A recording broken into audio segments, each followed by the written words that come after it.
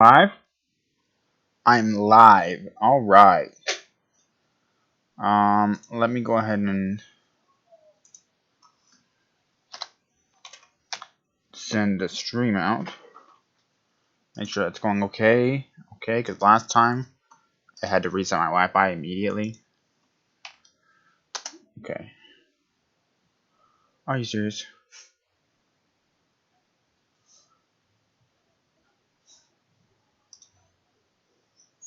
Had a message. I mixed up my... There we go. There we go. Alright. Alright.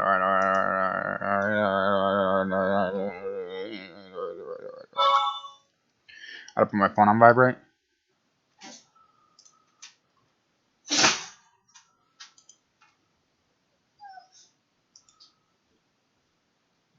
Hold on. Tweeting out the stream now.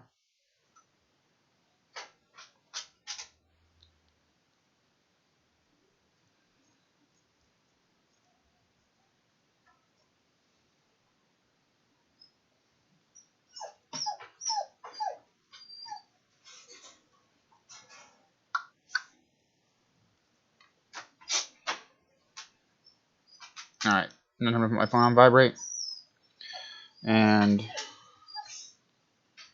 go to Chrome so that I can have the stream on my phone at all times, and then we'll start the stream. Well, I already started the stream, but then we'll like start playing the game, you know, like a streamer does. I'm so bad at this.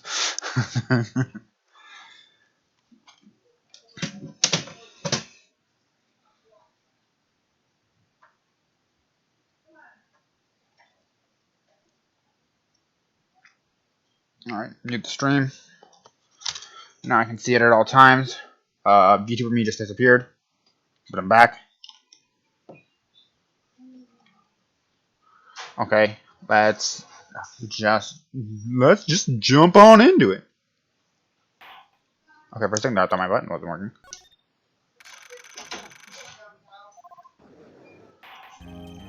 Court is now in session for the trial of Miles Edwards. Should I wait for people to show up? I don't know. All I know is my game is going really slow. It was not going this slow yesterday. I also gotta turn it down for me. I think it's fine for everybody else, but for me it's a little loud.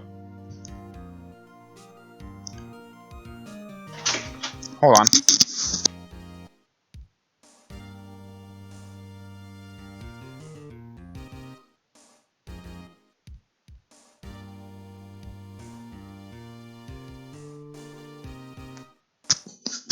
Alright, I'm back. Court is now in session for the trial of Mr. Miles Edwards. The defense is ready, Your Honor. Very well. Apparently the prosecution is also ready. Who is the judge here anyway? Mr. Von Karma, your opening statement. Very well, no opening statement, so. Objection! Not so fast, Judge! I was taking a meaningful pause before speaking. Right, of course. A prediction! Today's trial will end 3 minutes from now. Order! Mr. Von Karma, what is the meaning of your statement just now? Objection! Bah! You must question everything!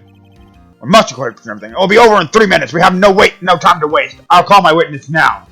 Right. I call my witness, my decisive witness to the stand. It's that mysterious boat shop owner. Mr. Uncle. Witness, state your profession.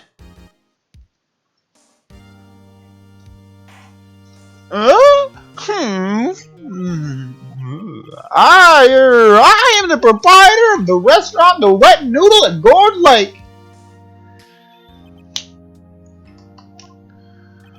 And I also rent boats. The night of the incident, you were in the boat rental shop, correct? Yep, I was. Hold on, let me make sure that because it sounds like it's slow. Nope, it was fine.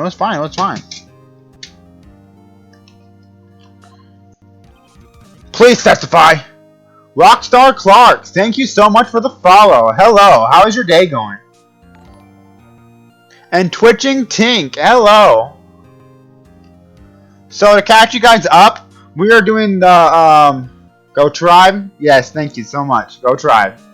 We are doing the we are doing not the testimony, the trial of Mr. Miles Edgeworth, who is accused of murdering the lawyer that got the guy that killed his father off not guilty. But we think we know who the guy was, and we think it's Old Man Uncle, who may or may not be completely crazy. Please testify. Wait a second. We still haven't heard who this old guy is. Raise an objection. Objection. Wait a minute. The witness hasn't stated his name yet. Because I did not ask him, Mr. Wright. Bah! I predicted this trial will end in 3 minutes. Stop asking trivial questions and cooperate. Yeah, right. Witness will state his name. Well, I'm not really sure. Yup. What do you mean? Imagine going to court and your star witness, when asked his name, says, I don't know. My memory. Your Honor, witness does not remember anything beyond the last several years. Ergo, he cannot recall his own name. He can't recall, you say? Yes, but the incident in question took place 3 days ago. He can testify. Very well. Let's hear this testimony then, shall we, witness? It was the night of the 24th, just after midnight. Yup. I was in the restaurant where I heard ramboats as usual. Also, I thought this guy was drunk off his gourd the first time I saw him, so I gave him a drunk voice, but he's just crazy. Then I heard a bang! Yup. When I looked out the window, I saw a boat just floating on the lake. And I hear another bang! Just about then, the boat comes ashore. Comes back to shore, and a man walks by my window. Oh, very well. I'd like to begin the cross-examination. Objection! There is nothing to question my witness's testimony. Ergo, no need for cross-examination. Besides, there are only 10 minutes left before our 3 minutes are up. Oh crap, I'm dropping frames. Okay, I'm good now? I'm good now, okay. Judge, your verdict now! Yes. Mr. Wright? What are you saying? Of course I'll cross-examine the witness. Very well, you may begin. Roar! Excuse me, Mr. Von Karma. 3 minutes just passed. I see. Well then, let's take our time. You may cross-examine the witness. It was the night of the 24th, just after midnight. Yep. Just after midnight, you say? Yep, just around then. Are you sure? Pretty sure, yep. When I talked to you yesterday, you were rather vague about the time. I'm surprised you seem so sure about it today. Objection. I asked him and he remembered. Isn't that right? Don't glare at me like that. I remembered it clearly. I do. Yup. You see? Continue. Is there anyone who can verify that? Well, I guess Polly could. That's not that's not good enough for a court of law. That's right. Exactly. It's not good enough. Your Honor, this Polly is a parrot. A parrot? Don't be so hard on the girl, Keithy boy. Oh yeah, this guy thinks our name is Keith, and that we're his son. Keith? The prosecution concedes that we cannot prove the witness was in the shop. Witness, please continue. Then I heard a bang. Yup. And where did the bang seem to come from? From the lake, I figure. Are you certain? Yep. Good. Continue. Also, Sierra said she didn't like Von Karma because he was so mean. And I kind of get that. Oh, my puppies are going wild right now. When I looked out the window, I saw a boat just floating on the lake. Was there someone in the boat? It was pretty far out there. I couldn't see clearly. But I figured there was 2 men out there. Yup. But you couldn't see them clearly. Yup, at the time it is. At the time. Then I heard another bang! So you heard 2 gunshots total? Yup. That's what Lotta said in her testimony yesterday. Just then the boat came back to shore and the man walks by my window. I know Von Karma, he spent time preparing his witness and not going to find contradictions very easily in his testimony. I meant to press the R button, not the A button. Actually, it was the L button, not the R button. By your window? Yup, by my window. Right outside the window by my little shack. And could you see the man's face? The fog was pretty darn thick, but he was right there in front of me. I saw him.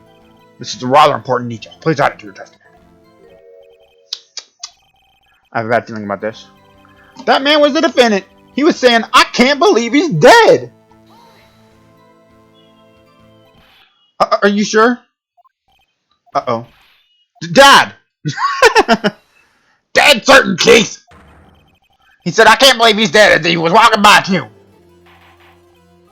Witness, are you sure that person you saw was Miles Edgeworth? It was him! That Edgeworth boy! This sounds like decisive evidence indeed. I see no room for doubt. Von Karma, he lured me into cross-examining up so he could set me up for a fall. Nick, I don't like the way things are going here. Everyone in this courtroom is glaring at us. I better act quick or this will all be over. Raise an objection. Objection. Your Honor, we proved in yesterday's court that it could not have been Mr. Edgeworth who fired that gun. Mr. Wright, are you referring to the fingertips on Edgeworth's right hand found on the gun? And the photograph showing a man firing with his left hand? Exactly.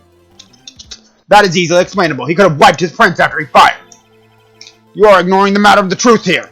The truth of the matter here. Everything in this witness's testimony is true. The judge is lost in thought. What should I do? Raise an objection. Your Honor, this witness claims that Edgeworth said, I can't believe he's dead. But his word is all we have. If you are telling a lie, Mr. Wright, in a court of law, the evidence tells all. Apparently, you have yet to realize this basic fact. If you say his testimony is a lie, show us proof. Nick, do we have evidence? It's no good. There's nothing I can do. Are you sure? To be honest, I don't know what to do anymore. Please, can you hear me, sis? Please, we need your help. Nick needs you. Oh yeah, something else I forgot to mention.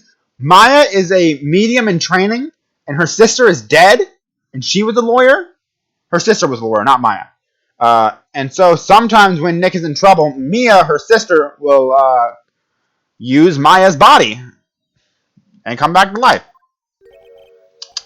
3 minutes was perhaps too high an expectation. However, 15 minutes isn't bad. This must be a new record. Enough. The witness may leave the stand. The court says nor is there any more time.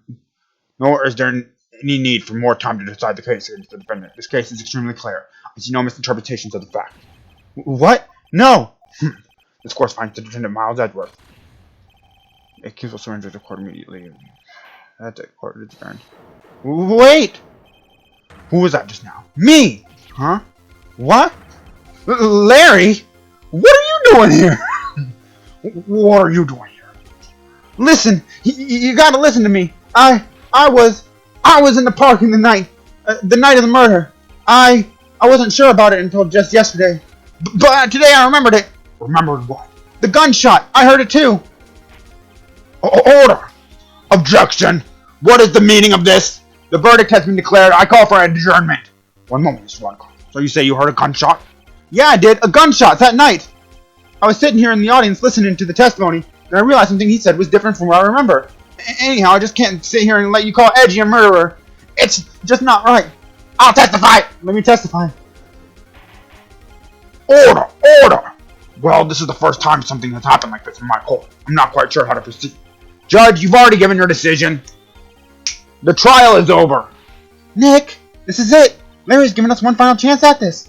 She's right. If only it wasn't Larry. He can make things even worse. Mr. Edgeworth was declared guilty, Nick. This guy's sweating more than Nick Miller, my dude. He really is. It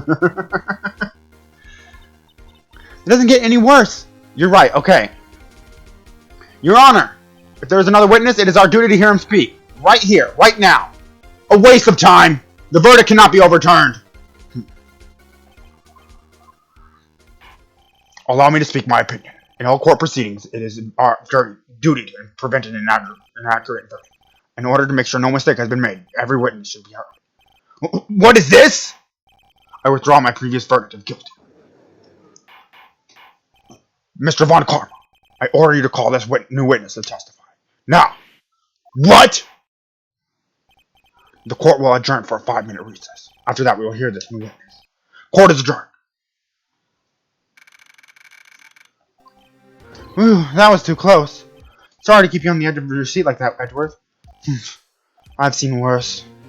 Yeah, right, Edgeworth, you're sweating bullets. I just wonder what Larry plans to say in there. Larry was at the lake that night? Yes. He said he went looking for the steel samurai balloon that flew into the lake. Oh, right. And he found the balloon in the air tank that night.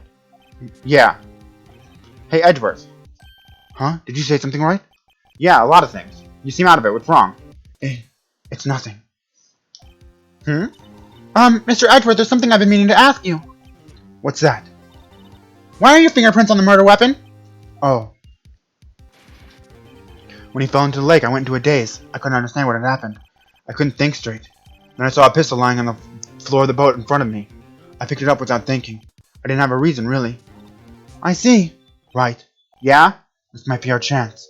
A chance? Von Karma has only ever had run perfect trials. Perfect trials? Perfectly prepared witnesses, perfectly complete evidence. That's the secret to his success. This is the first time he's ever had to deal with something unexpected. He has let someone who hasn't even talked to testify before the court. And that someone is Larry. What are you getting at? It's likely his testimony will be full of holes, right? That's right, Nick! No 10-minute trial this time. We'll milk this one off for its worth. Hey, it's 15! 15! Everything depends on Larry now. Okay, so Larry and Phoenix are best friends, and when they were in grade school, they were friends with Edgeworth, who had to transfer schools because his father was killed in front of him. Which, the guy who killed him then got off. And I'm pretty sure it was the old man that was drunk.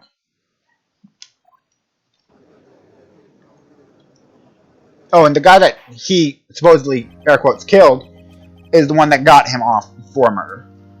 Court is now back in session. Witness, please testify to the court about everything that you saw on the night of December 24th. Right. Leave it to me. He really is sweating. Please, Larry, don't mess this one up. I hate to admit it, but you're our last chance. Von Karma didn't even have time to prep his witness. I just hope Edgeworth is right about this being our big break. That night I was out on the boat in the lake. I was looking for something. I found it. So I quietly slipped the boat back into the rental shop dock. And then I was thinking about going home. I heard this bang. I looked over to the lake, but I didn't notice the boat. So after I heard that single gunshot, I went home. That was unusually vague testimony, even for this court. In any matter, Mr. Wright, may begin your cross-examination. Yes, Your Honor. What's wrong, Nick? It's Larry. I have no idea what he's going to say if I press him. I'm a little scared. Well, we come this far. There's no way to go but forward, Nick. Alright, that night I was in a boat on the lake. Something wrong, Mr. Wright? There were so many things wrong, I don't know where to begin. Oh. Well, okay, first of all, what time was it? Oh, it was after 11 when I went out in the boat. By that time, everyone had gone home for the night. So I waited until the coast was clear, so to speak. And why were you out on a boat in such a late hour? I was looking for something, and I found it. Looking for something? Yeah. Mr. Butts, what was it that you were looking for? I always forget that his name is Butts. What the witness was searching for is irrelevant. Most likely he was hunting for this Gordy. You know, it wouldn't surprise me one bit if that were the truth. This is all irrelevant. Let's get it over with. So I quietly boat back and at the rental shop dock. Also, yes, his last name is Butts. And people call him Harry, so people call him Harry Butts. And if something stinks, it's probably the Butts. That's what people say about him. Larry is a great character, and I won't believe otherwise ever. Around what time was that? Well, let's see. I figured out I was out searching for about an hour, so I guess it was around midnight. Yeah. You're not sure? Hey, don't give me that face. I'm not some human sundial, okay? People use watches these days, Larry. You know, I was thinking of going home, and I heard this bang. Hold it! So sometimes when I press the Y button and say, hold it! It'll do it for me, but now I have to press the L button. Where did that sound come from? Yeah, well, I wasn't too sure about that. I looked around, you know. Did you look at the lake? Yes, I looked. I looked out of the lake, but I didn't notice the boat. Hold it! Wasn't there a boat on the lake? Order! Well, Mr. Butts? Whoa. Everybody just calm down, okay? I mean, it was real foggy that night. I'm not sure whether there was a boat out there or not. Oh, okay, no problem. It's just the most important part of this case. So after I heard that single gunshot, I went home. So you only heard one bang, correct? Yeah. Huh. Well, Nick? Pretty wishy-washy testimony, wasn't it? I guess I should start working on the contradictions. Sorry, I wish I could be more helpful. I wish I could call my sister. Okay, I'm gonna cheat like I always cheat because I'm a filthy little cheater. And save the state so that if I'm wrong, I can always come back to this. Present. Not the map, not the map, not the map, not the map.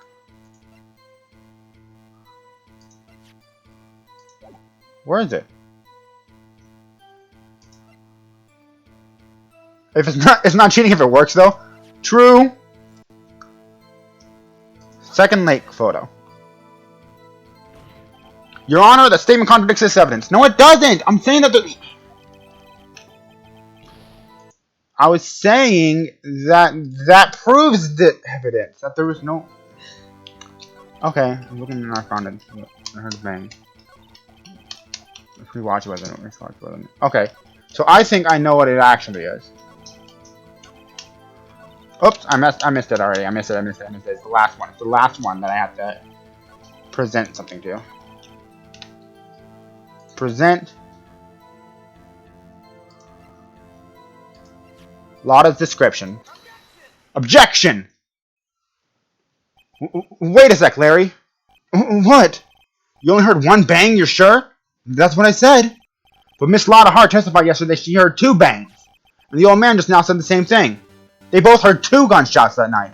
And, to top it off, the gun itself said 3 gunshots. So 2 plus 1 equals 3. They can all be right at the same time. Huh?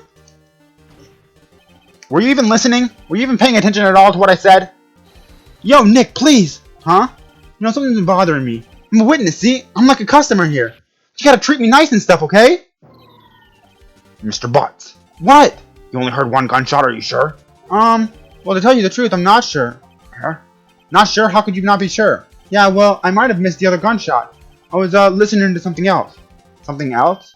My radio, dude, on my headphones. What? Order! Stop that booing! Mr. Butts, you were listening to a radio on headphones? Yeah, so what's that? So what, is that a crime? I listen to my radio. Everyone listens to the radio. What's the big idea? Mr. Von Karma, your opinion? Waste of time. I do not accept this witness nor his shoddy testimony. Well, Mr. Wright, should we continue the testimony? No, I meant to hit continue. I missed to hit continue. I meant to hit continue. What are you saying, Nick? If you stop now, Mr. I'm guilty. We have to turn this file on. Your Honor, please allow the witness to continue his testimony. Bah! Nothing more pitiful than a lawyer who doesn't know when he's lost. Give your testimony. Be sure to include details like your rate. Right. Leave it to me. I wouldn't if there were any other way out of this. Believe me. It's lonely being alone on Christmas Eve. That's why I was listening to an all-request show on the radio. See? And I was listening to it, like, real booming loud, like... But I'm sure I heard that gunshot. I remember exactly when the DJ was saying it, when I heard, too. You were listening to the radio at a high volume? Yeah, what's the big problem? Can the land listen to his radio in peace? Isn't this a free country? I truly believe that Larry has no idea what the problem here is. Judge, can you believe a word this witness says? What he heard was probably nothing more than the drum beat from the radio. True enough, it is difficult to believe this testimony. Objection. Wait, Your Honor. The witness says he remembered exactly what the DJ said when he heard the gunshot. Excuse me? DJ?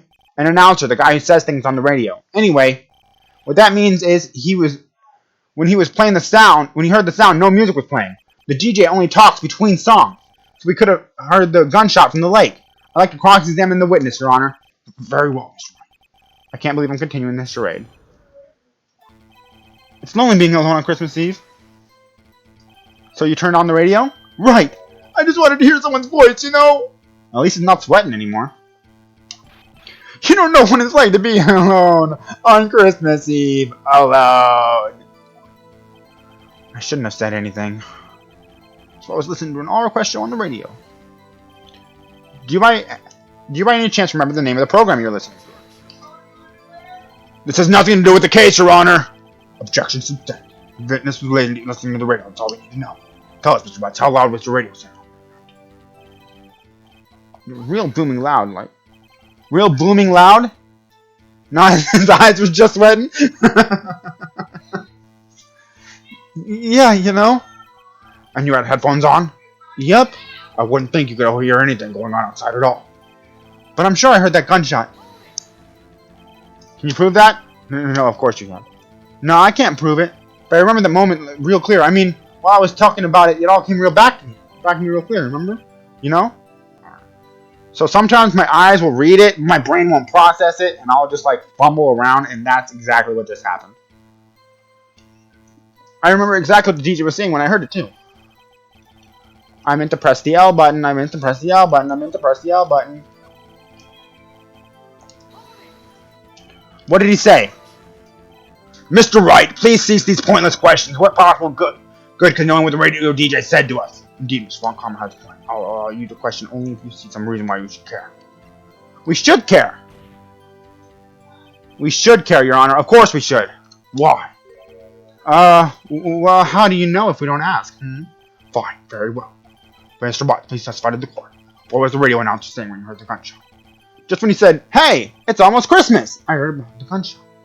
So which means he heard the gunshot before everybody else. Because, according to Lotta's testimony... Where's Lotta's testimony? Is this Lotta's testimony? Just after midnight, she heard 2 gunshots just after midnight on 12:25. Are you sure? Of course I am. She had this real sexy voice. Maybe on Karma was right. I'm not sure how that held at all. This is the most ludicrous testimony I've ever heard, but there was one where I hope that I've got to press it until we get to the bottom of what happened.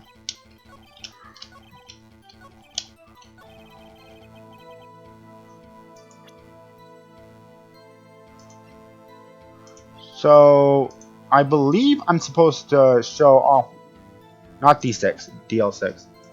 Lotta's description. I'm going to cheat again because that's what I do.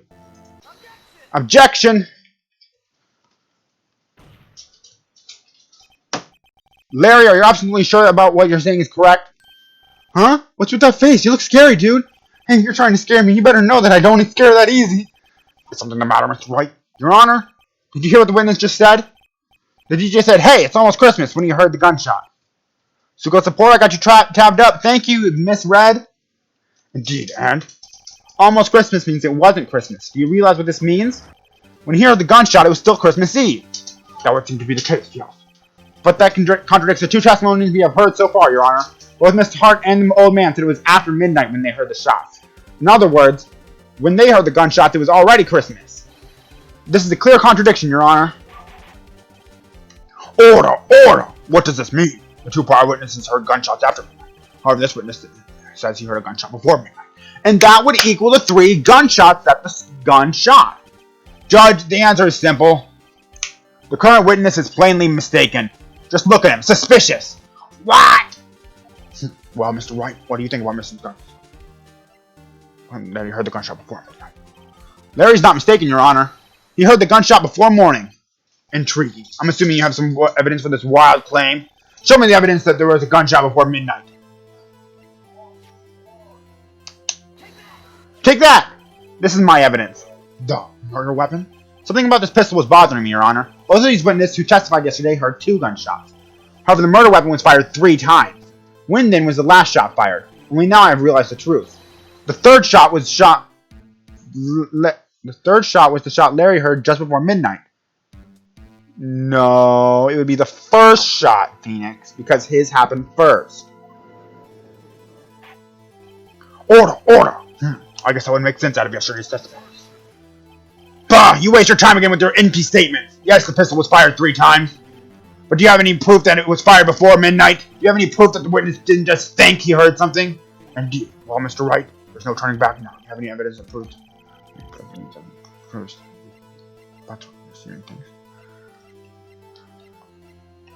The parrot? Lotta's description? The lake photo? I don't know. I'm gonna cheat again. I'm gonna cheat again.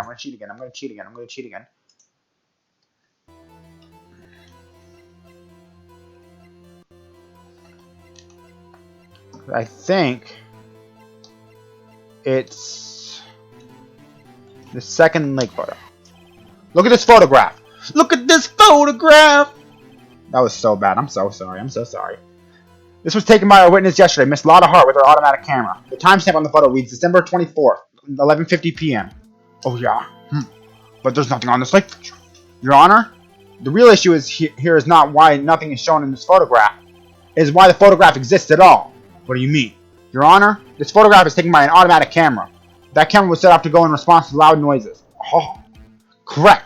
There was a loud noise on the lake at 11:50 p.m. That is why this photograph was taken. In other words, there was a gunshot at the time that Larry claims. Order! Order! That would make sense of the evidence we've seen so far. However, this leaves me wondering exactly what did happen that night in the lake. Exactly. If this was true, there were two sets of gunshots separated by 25 minutes. One at 11:50 and another at 15 minutes after midnight. Why, I ask you, why? Oh, I better think of something quick. Wait a second. Gunshots separated by 25 minutes. What's wrong, Nick? I have it! Huh? Remember the case with the Steel Samurai? Huh? Yeah, of course I remember.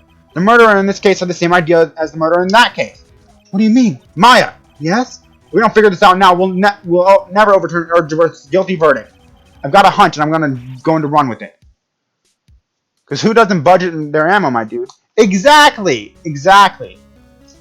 Right, I mean, is this safe? Safe? We've already gotten a guilty verdict. We have nothing to lose. You just watch and let me know if I say anything that sounds fishy, okay? Right, Nick? Your Honor? Yes, Mr. Wright. The testimony just now has cleared up this entire case. What do you mean, Mr. Wright? So you finally realize the truth? There can be no other murderer than Miles Edgeworth himself. Wrong, Von Karma. A man was shot that night, but it wasn't Edgeworth who did the shooting. Listen, rookie. Take a deep breath and consider the facts. At the time of the murder, one boat was on that lake. This was shown by the witness's photograph. The defendant Edgeworth and the victim Robert Hammond were on that boat. There was a gunshot fired on the boat and Robert Hammond fell into the lake. The distance of the shooting was 1 meter. It couldn't have been suicide. Well, the guilty party has to be the other man on that boat. I admit, it's hard to imagine any other possibility. Yes, but this assumes that the victim was shot at 15 minutes after midnight. What do you mean by that, Mr. Wright? We have photographic evidence of the time of the shooting. The timestamp on the photo says 12:15. But Larry heard a gunshot 25 minutes before that. Robert Hammond was killed then, 25 minutes before the shot on the lake. That's the only way that Edgeworth could be innocent. Mr. Wright, are you quite mad? Explain who it is that's sitting on this boat. Edgeworth and Hammond. Miles Edgeworth and Robert Hammond. Yes, I believe you are mad. That is exactly what I've been telling this court the entire time. You're agreeing with me, and yet, what did you just say? That Robert Hammond was killed 25 minutes before he was shot in the boat. Yes, that's what I said. I was just testing you, Von Karma. Mr. Wright, the client has already been to be the one to find out definitively what she said is foolishness. But I'll ask you again. Explain who is this in the boat.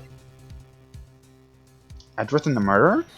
Of course, it was Edgeworth and the murderer. After the murderer killed Robert Hammond at 11:50, he assumed the guise of Mr. Hammond and met Edgeworth.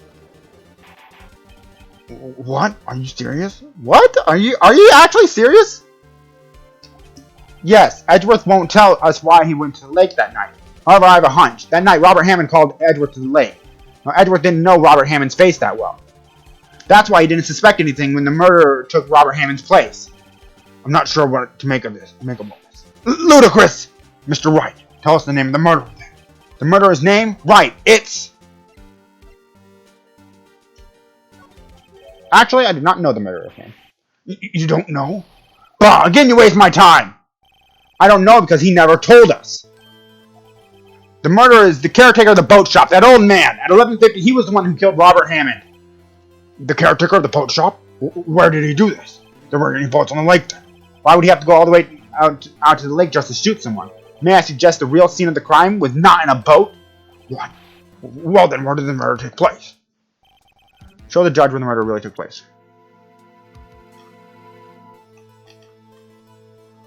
I'm guessing it took place here at the shop?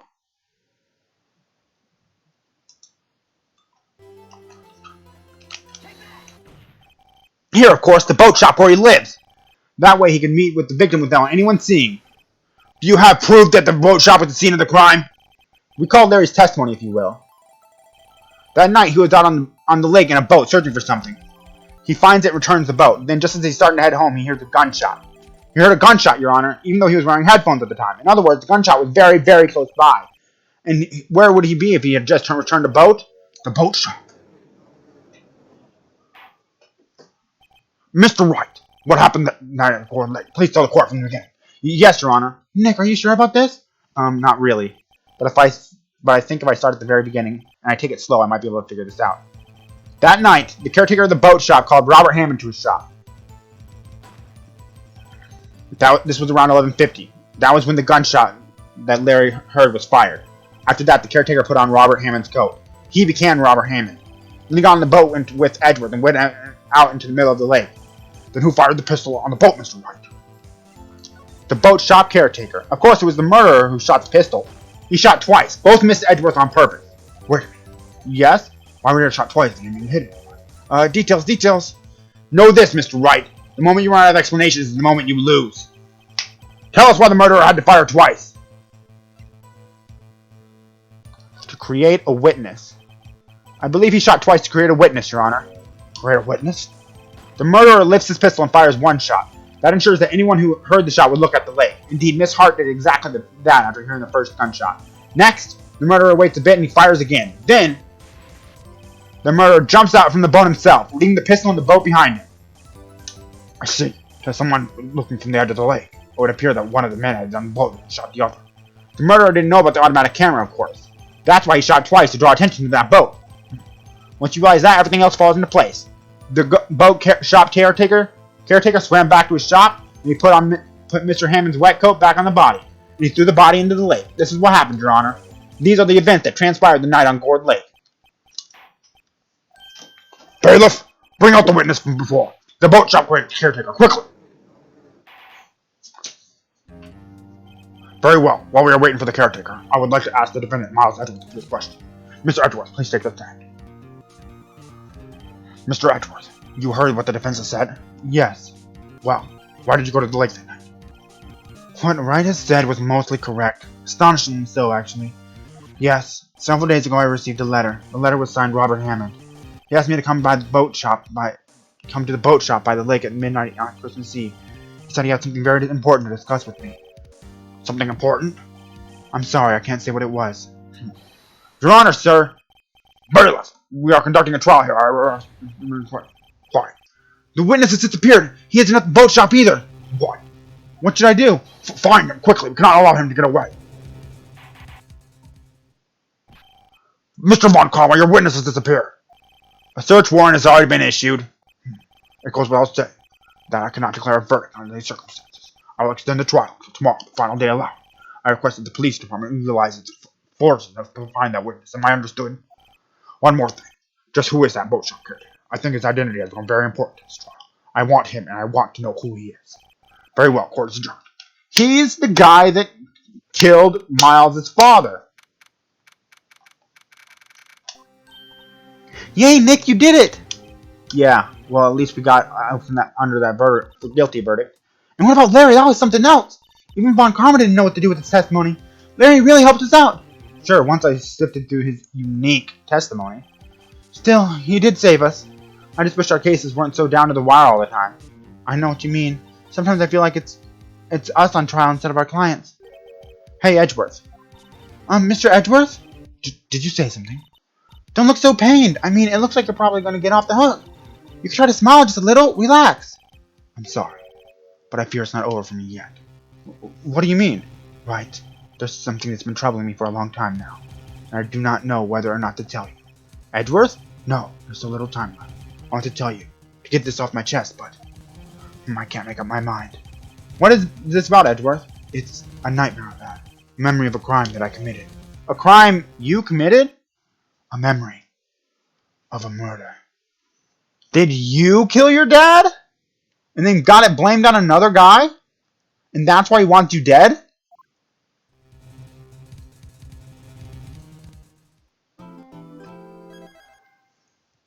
Dude, this case is so insane. I have no idea where it's going to go next. What was Mr. Edgeworth talking about? A memory of a crime that I committed. A memory of murder. Do you really think Mr. Edgeworth killed? I don't believe it, not Edgeworth. Some people's memory has been troubling him recently, but he'd never take someone's life. Never! Nick? Yo, how's everyone doing? He's still sweating buckets. Still sweating buckets. What do you think of my performance today? I had him swooning in the aisles, huh, Maya? Swooning? Me? Oh, Oh yes, I do remember feeling pain. Why is this boy so wet? He must drink a lot of water. Right on, tell me the truth. It was like love at first sight, right? Right, Nick? Me?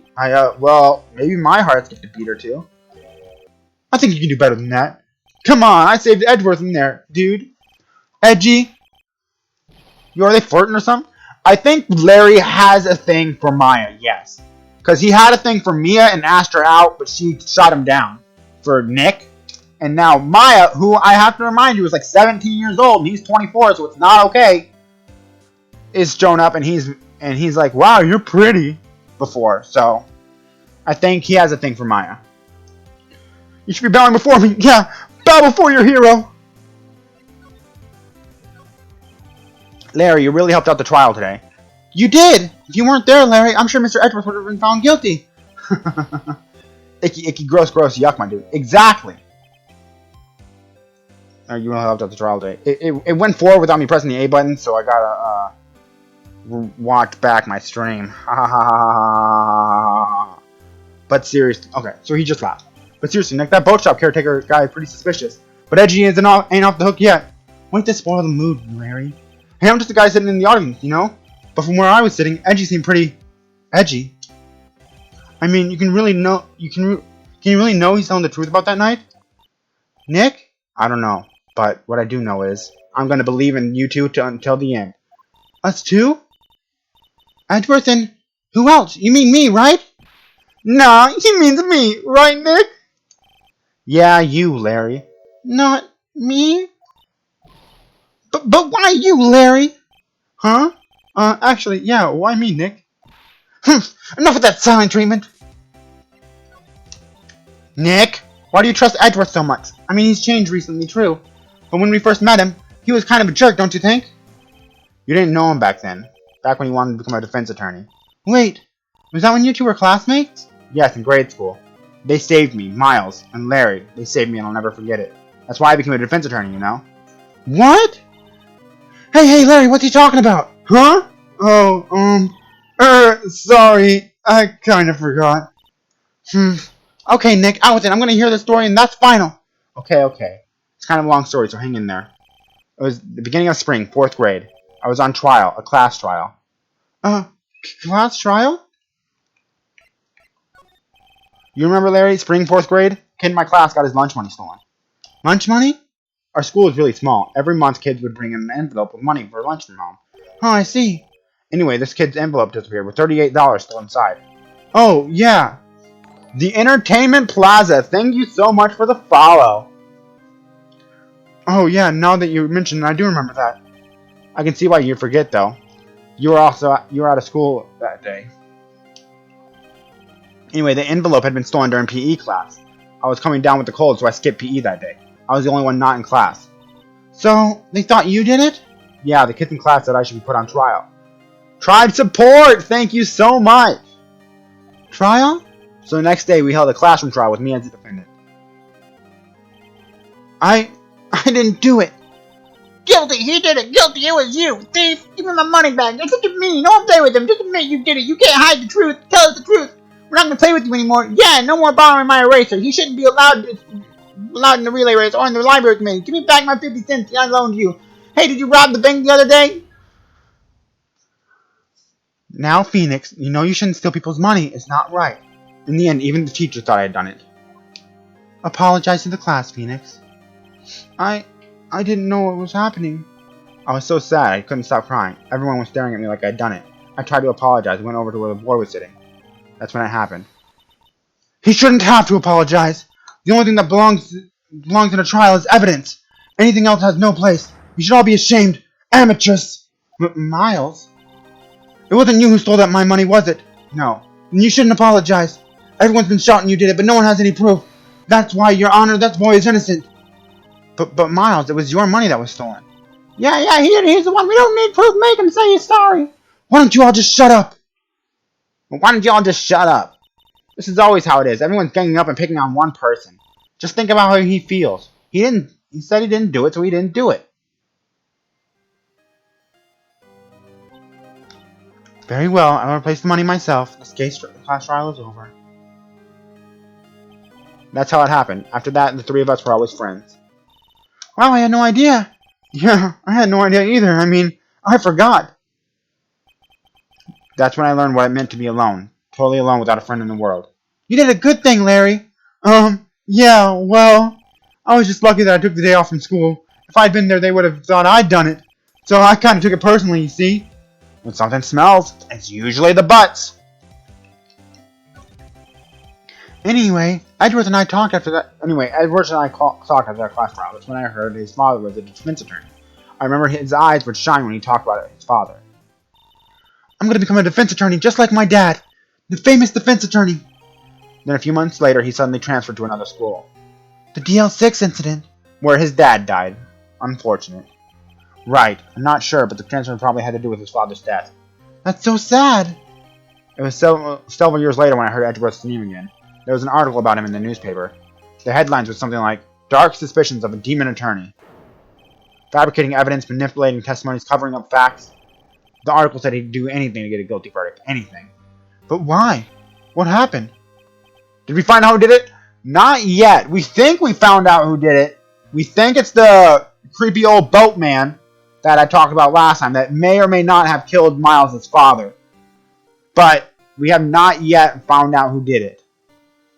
What happened? I mean, that's not the Edgy I used to know at all. That's what I thought too. I tried to get in touch with him. I don't know how many times. He never replied. I guess he didn't want to see his old friends. I couldn't just drop it though. Update me all the way. Okay. So sometime after you, hello VTuber me. Thank you. Come back. Sometime after you left yesterday, we met a boat keeper who I thought was just drunk off his gourd, but it turns out he has potential brain damage because. Let me go to the court record.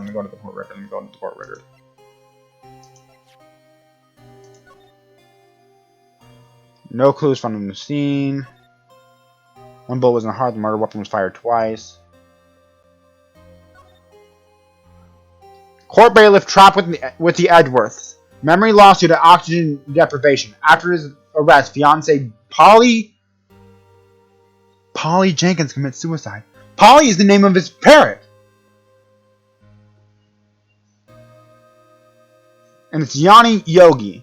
Yanni Yogi was what I'm guessing. Yanni Yogi's the old man that takes care of the boats.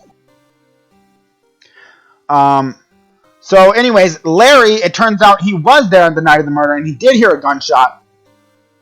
But it turned out to be before the other people heard the 2 shots, which is why there was 3 shots. Because the boat keeper dude shot somebody, and then he came back and then shot twice. He dressed himself up as Robert Hammond, the victim, and then shot twice to get Edgeworth convicted for murdering Robert Hammond. Now, why he did this, I don't know. Anyways, he also had the parrot Polly, who just happens to be the name of his wife. And then when we were leaving, Maya's like, "Hey, Polly, did we forget anything?" And Polly's like, "Don't forget the DL-6 incident, what?" And the DL-6 incident was where Miles' father died. There's Miles' father dead. I wanted to meet him, to learn why he had become who he became. That's when I decided. Wait, you don't mean that's why? That's why you became a defense attorney? To meet Edgeworth? If I was a defense attorney, I knew he'd have to meet me whether he wanted to or not. In court. Edgeworth believed in me and I believe in him. He's in pain, and so no one's at his side. The only one who knows the real Edgeworth. I'm the only one who can help him. Whoa, Nick. So that is why you helped me out for free? Yes. I helped you because I believed in you. Except I don't remember saying I'd do it for free. Oh, Nick! Nick, we have to save Mr. Edgeworth if it's the last thing we do, okay? Right. Very well, maybe. First, there's that rental boat shop caretaker. We need to find out who or what he is. I'd settle for who. I guess I can clean out some of this evidence I no longer need. Hurry? Hurry for what? Oh, hey. Hey, Top Swipe 2020. Okay, let's go. Is Larry accompanying us? I'm going to go to Grossberg first, just to see if he has anything to say about this. He's out, again. When does it even work anyway? Now, don't be harsh, because we'll have to come back later.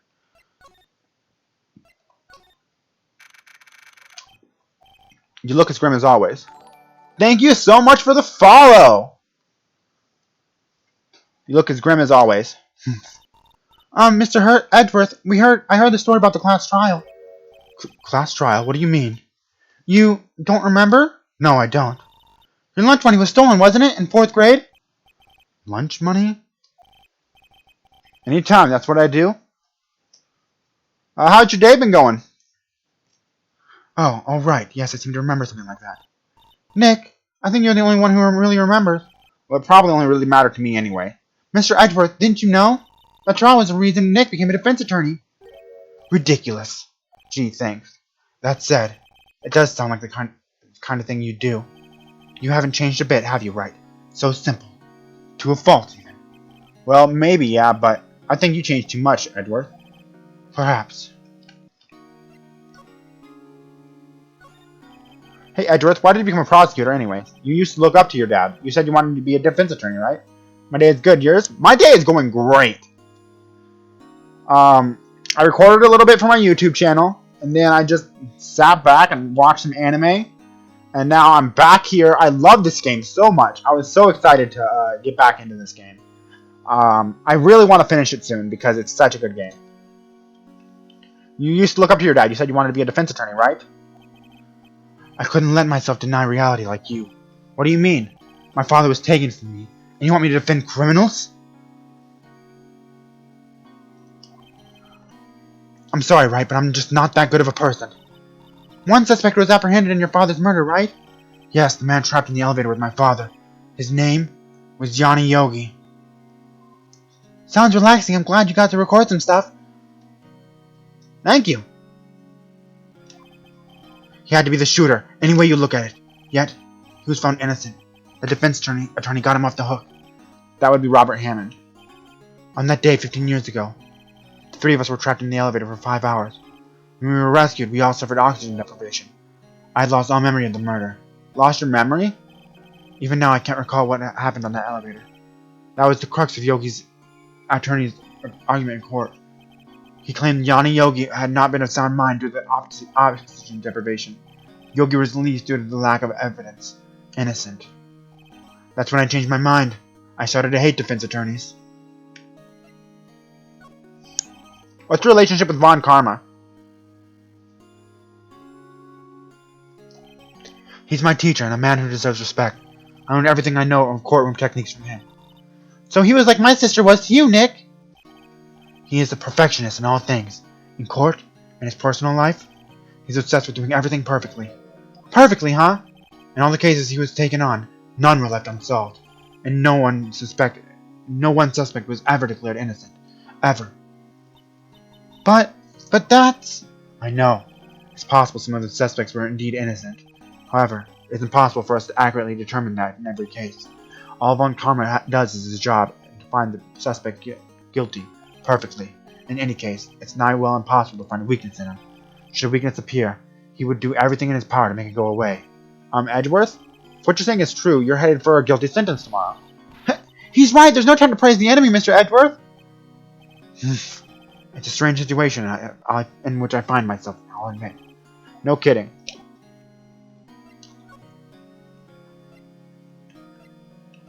Now let's visit Detective Gumshoe.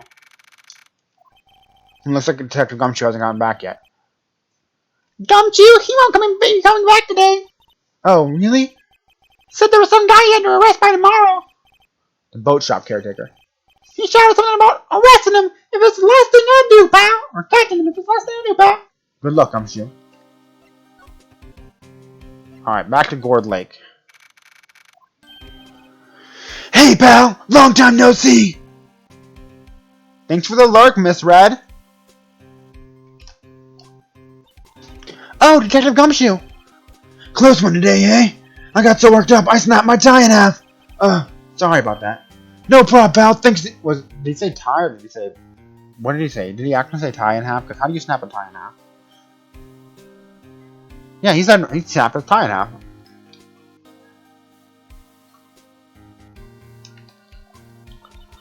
You mean the boat shop caretaker? Look, I'll make you a promise. I'll have that scoundrel in my custody by trial time tomorrow. Come what may, it's my duty to you as the police officer. Now I'm off to catch a criminal. Detective Gumshoe sure is active today. Oh, one other thing. Eek! No one can go into the woods today. The woods? Where Lotta was camping? The woods are off limits to camping. Apparently the park ranger found out. He got pretty mad. No one can go in for a while. I guess Lotta's in a lot of trouble. Anyway, I'll be seeing you tomorrow. No, I didn't want to go there. I pressed the down button too many times. Press the A button, but it's not working. Great.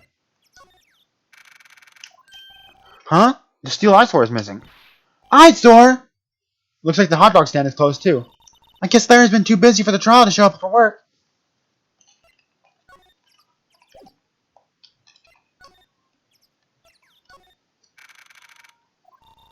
That old caretaker got away. Yep. But we still got his parrot! I never imagined he might be the real murderer. Ahem. I know that clearing of some throat anywhere. Hello.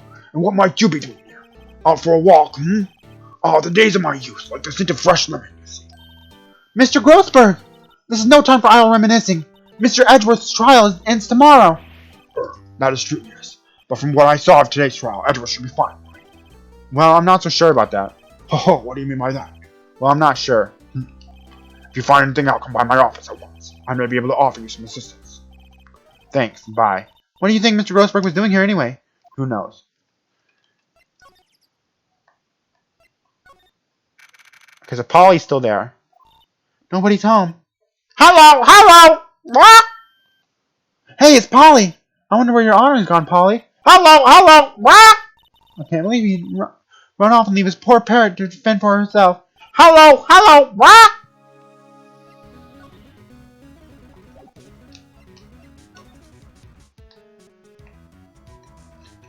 Well, we know what the code is for this, so can we...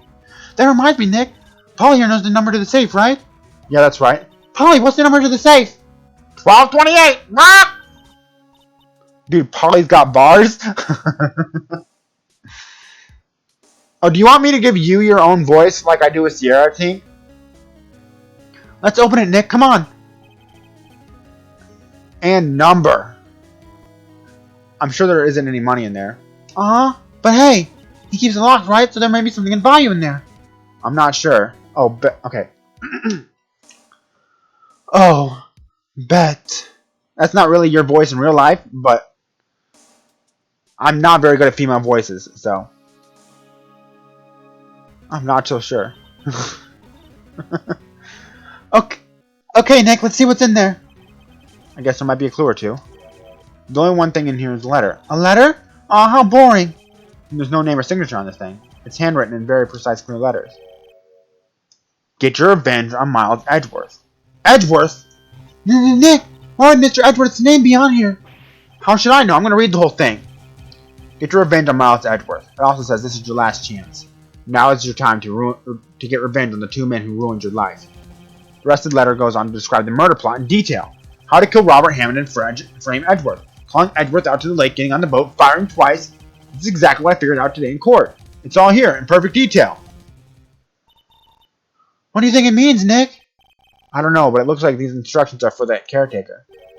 When he killed Robert Hammond and called out Edgeworth, he was following instructions. Who could have written that letter? And what does it mean, get revenge on Miles Edgeworth? Look, I don't know, okay? But one thing's for certain. This letter is an amazing clue. Oh, wait, hold on. Examine. How you doing, Polly? Maybe I should take care of Polly, Nick. You probably shouldn't just kidnap her. The police know about her anyway. I'm sure they'll do something. Well, okay. Sorry, Polly. He says I can't take you. Great, now the bird's gonna hate me.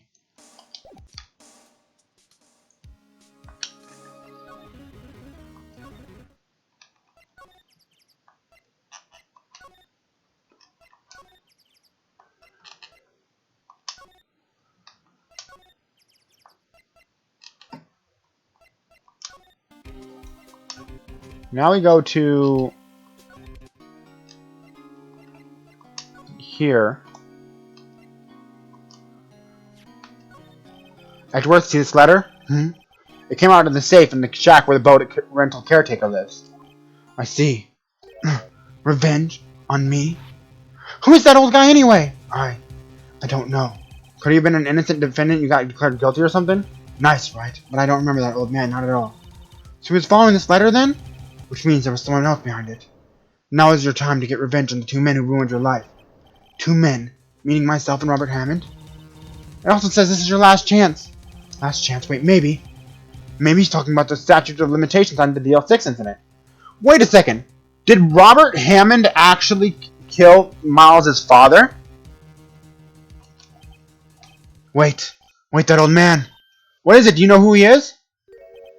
Yogi. Could he be Yogi? Yogi? The suspect in the DL-6 incident. The one who was found innocent. That's what I was thinking. Me and you, great minds would think alike. Yanni Yogi was a court bailiff at the time. We just happened to be in that elevator 10 or 15 years ago. The quake was incredibly strong. Before I knew it, everything was dark. We were there for so long it felt like forever.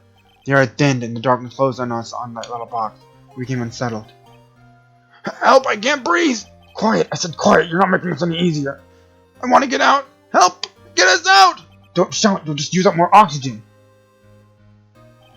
That's all I remember. When I came to, I was in the hospital bed staring out at the ceiling. In court, Yanni Yogi's mental condition was called into question. They claimed the oxygen deprivation and stress is called temporary insanity. In the end, the claim passed the court and Yogi was found innocent. Okay, so I've talked to Yanni Yogi in the game, obviously, not in real life. And he was certainly crazy. Like, he was verifiably insane.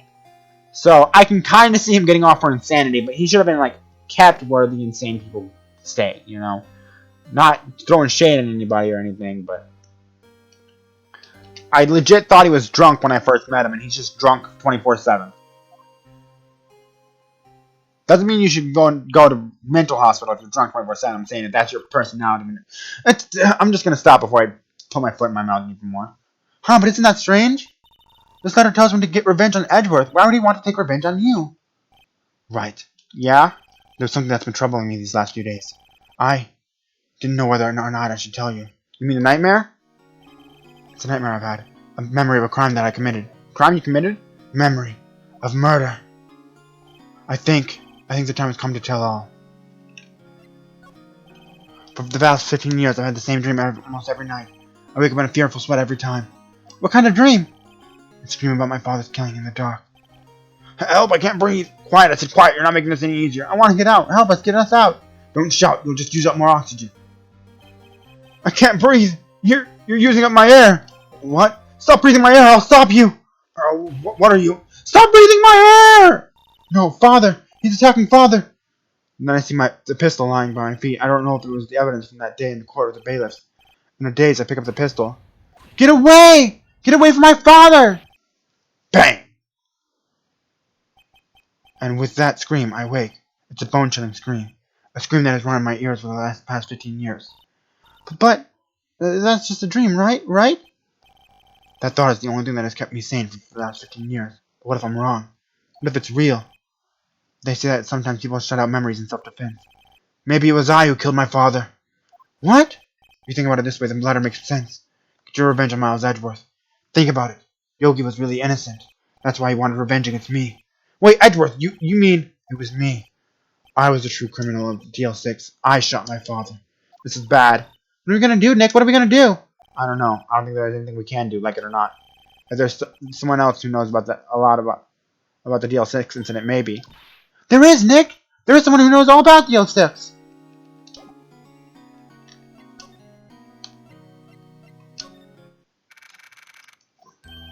Mr. Grossberg! Oh, hello there. What's wrong? You look trouble. No kidding! I can't believe you're not! My. Just calm down and tell me what's happening. It's Mr. Edgeworth. He... I see. So Edgeworth dreamt he shot his own father. It's only a dream! Only a dream! I wonder. What? If that's the case, then why do you two look so troubled? Well... Also consider this. Yogi is quite certain he holds a deep grudge against Miles Edgeworth. So deep he'd want to frame him for murder. This leads me to surmise that Edgeworth's dream was not a dream, it was real, as you imagine. Miles Edwards threw the pistol to save his father. The pistol fired, and the deed was done. No, I don't believe it. Yogi was suspected of murder, and his career as a bailiff was irrevocably wrecked.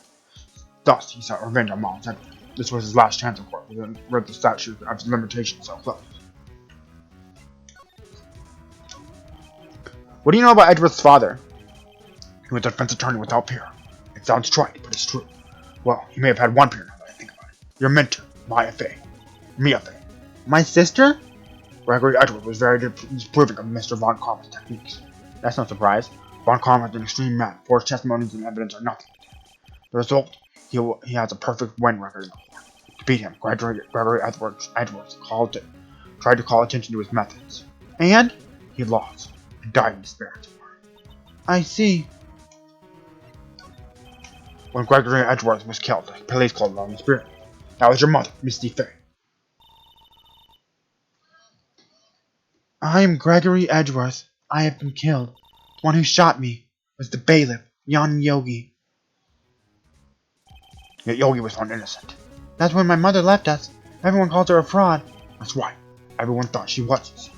Yet now that I think about it, it seems like the one who lied was Gregory Edwards' ghost. Gregory Edwards must have known who shot him.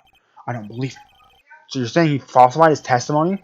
That Edwards' dad lied to protect his son? It's only a possibility, Mark, but a possibility nonetheless.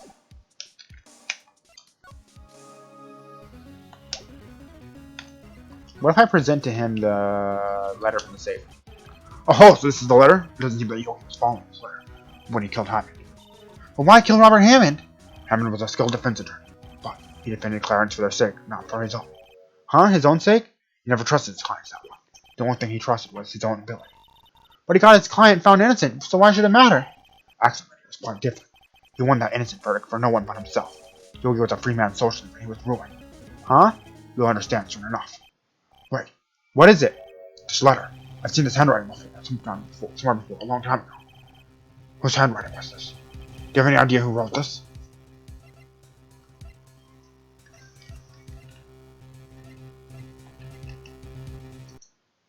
I'm gonna cheat.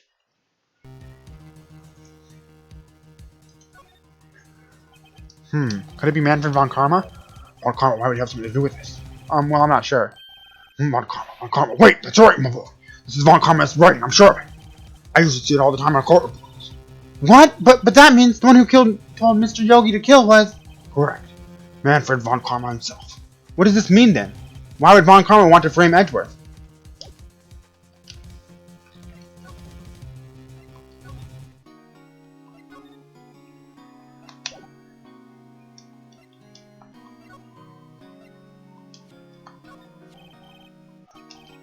Oh, I was wanting to see if he had a reaction to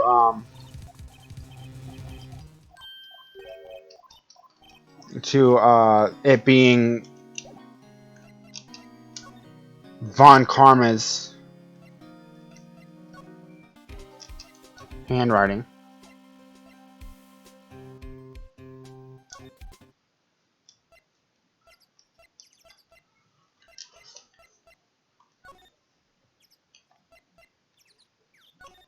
Cheater? Yes, I am a cheater. I'm a cheater, pumpkin eater, but it works. Where do I go? Von Karma is guilty? You think it's Von Karma? Yeah, people lie to cover up his tracks. That is true. But then again, that's just what he does, like, in every case. Where do I go? Not here.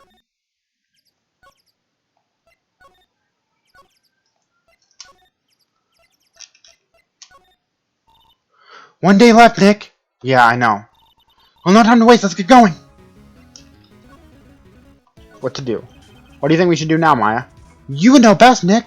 Just do what you do. That should work. Well, had any good ideas? This is all tied to the DL-6 incident. We better find out as much as we can about that murder before tomorrow. Something that happened back then has a hold on Edward and it won't let go.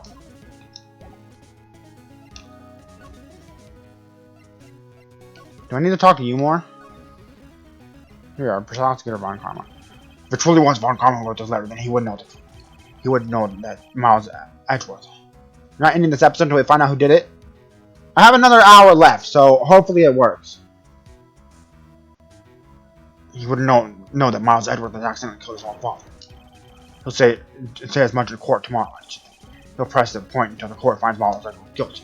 Oh no! But how could Von Karma know about Mr. Edgeworth's past like that? Even Mr. Edgeworth thought it was just a nightmare. That I do not know. Yet I do know that Von Karma is both persistent and a perfectionist. He may be seeking to satisfy a grudge against Gregory Edgeworth for hurting his son. What do you mean? It was 15 years ago. Von Karma met Gregory Edgeworth in court, and Von Karma did win, but he didn't make it through the trial and scarred. What happened in that trial between Edgeworth's dad and Von Karma? Von Karma got the guilty verdict he wanted. He won the trial. But Gregory Edgeworth accused Von Karma of faulty evidence. Okay, VTuber me is just going to bounce out and then bounce back in. And then we lost the trial. Mr. Edgeworth's accusation stood. Faulty evidence? It was the only penalty Von Karma has ever received in his career as a prosecutor. Gregory Edgeworth thought the blow to his perfect trial. Wow! Must have been quite a shock for Von Karma. He took a vacation for several months after that. I didn't see a vacation? Must have been quite a shock. He took a vacation for several months after that, you see. Okay, yes, an unusual event for the man. This was the first and last vacation he'd taken in his many years as a prosecutor. Really? He doesn't take vacations? Like go to the sea or to the mountains? Don't tell me he's never been to Europe! You have strange ideas about vacations, man. In any case, that was the only time he took a vacation from work. I think the penalty upset got him quite a lot. Odd, if he wanted to keep perfect record so badly, why would he take such a long vacation? What do we do, Nick? Von Karma is going to bring up the DL-6. You can bet on it. But what if Mr. Edgeworth pleads guilty to DL-6? I won't let him. Yes, well, Mr. Wright, I hate to say this, but even accidental murder is murder. I know that. I just believe in Edgeworth's innocence. I can't believe he'd kill someone. But Nick, Mr. Edgeworth admits it himself. His father must have lied to protect him from beyond the grave. I don't care. I know he's not guilty.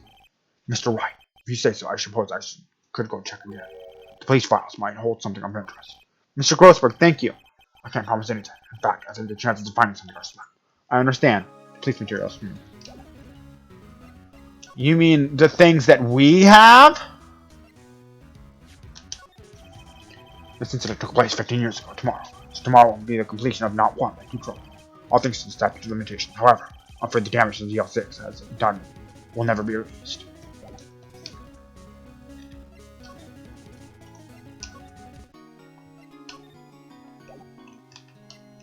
Whoops.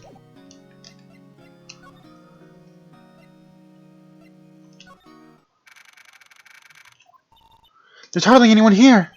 Everyone must be looking out for that old guy, Yogi. Ah, it's you. I don't think Gumshoe will be coming back today.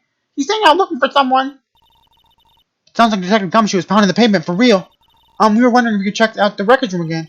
Well, now I can't have just anyone. What? Now I can't have just anyone wandering around in there. But I guess Mr. Von Karma is in there now anyway. You can go in there as long as he's in there. Von Karma? Yes, he just arrived actually. Von Karma's in the records room. Nick, let's hurry. He better not be getting rid of anything. I'm warning you, Von Karma. I've watched plenty of anime and I have God on my side. So I have the power of God in anime. I don't have the power of God on my side, I'm sorry. Dusty as always. We were only here just yesterday. I'm sure they just haven't had time to clean. What's wrong, Nick? Nothing. I was just noticing that he isn't here. Von Karma. But there is something open. Huh? One of the drawers here is open. Someone must have been looking at it recently. The label says unsolved cases evidence. Unsolved cases? Nick, the file for DL-6 is completely empty. What? What are you doing in here? Eek! Von Karma! You? How do you know my name? Huh? Have we met? What are you saying? We see each other every day, don't we? We're Miles Edgeworth's defense team. Defense team? I beg your pardon. You see, I rarely remember defense attorneys. They're like bugs to me. Needless things to be crushed. I can see how this guy was Edward's mentor. Mr. Edgeworth was your student, right? A romanticist who could never shed that veneer of amateurism, just like his father. Always second rate. Mr. Von Karma, you had an axe grind with Mr. Edgeworth Gregory. I can talk, I can speak, I can read. With Gregory Edgeworth, didn't you? Me? Of course, he's a mere defense attorney. Why? Because he dealt a blow to your otherwise perfect trial record? So you did, but what I don't get is, why did you take his son under your wing afterwards? The son of your most bitter rival. That, my dear attorney, is none of your business. Tomorrow will be the last day of this trial. It's been a while since I've had a defense attorney last this long. Still, you will lose in the end. Miles Edgeworth will admit his own guilt. His guilt of 15 years ago, you mean? You're quite the researcher. You've done your homework so well. Then certainly you must understand. You know that what Miles Edgeworth will tell the court tomorrow. Right, so Von Karma is going to bring up DL-6 in the court tomorrow.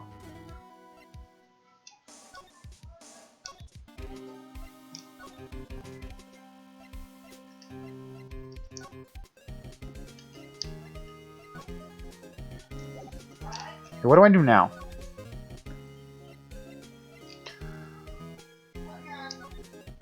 I think I present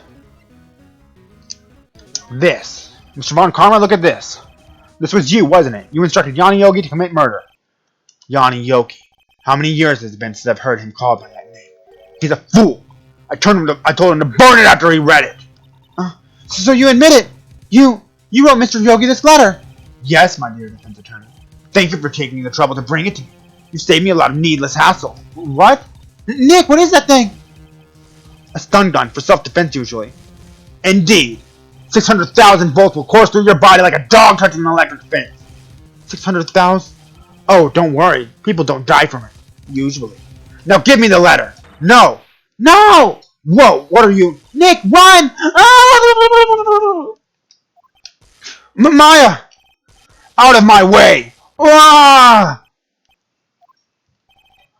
He got us. The letter's gone, of course. And he took the DL-6 incident. The evidence, all of it. Back to having no clues. Wait, Maya jumped first. Maya, is she okay? Maya? Maya, open your eyes! Stupid Maya. Stupid Maya! Maya! The letter, did he take it? Huh? Oh, yeah, are you okay? I couldn't stop him.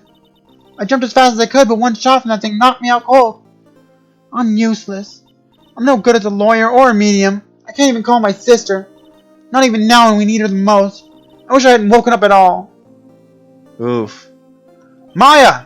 There has to be some way I can help her. Better do something about her self-confidence fast. Maya, she's holding something.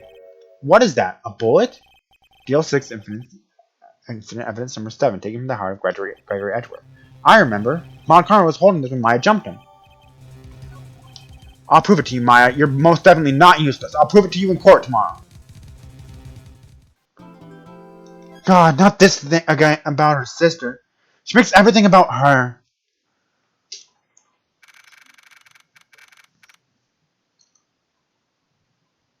I mean, she makes everything about Mia because Mia's like the best defense attorney ever.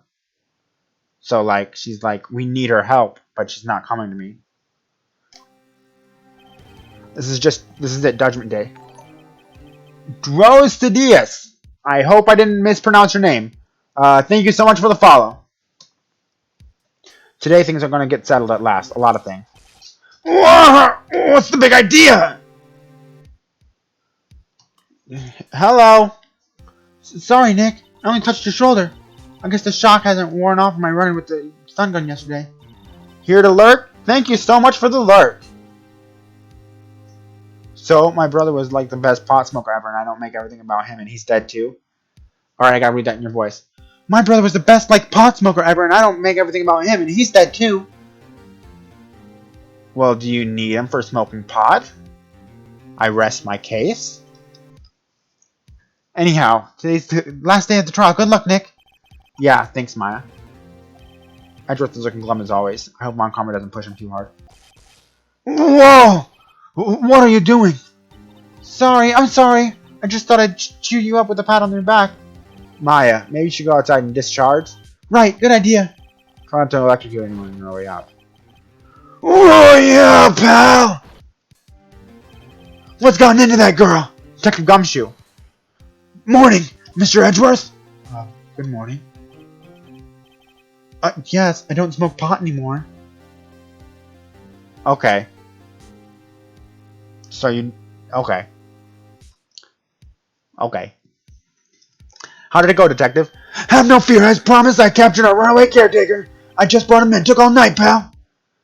Gumshoe. What about Gumshoe? Thanks, Detective Gumshoe. You must be tired. Actually, after that shock I got on the way in, I feel pretty good. Yogi says he's forgotten his own name, but that has to be a lie. Why would he want revenge on Edgeworth if he couldn't even remember his own past? Roberts is done with me. I wouldn't say done with you, but hello, goodbye, hello. My VTuber just like pounces out of nowhere sometimes. He does remember. I'm gonna prove it.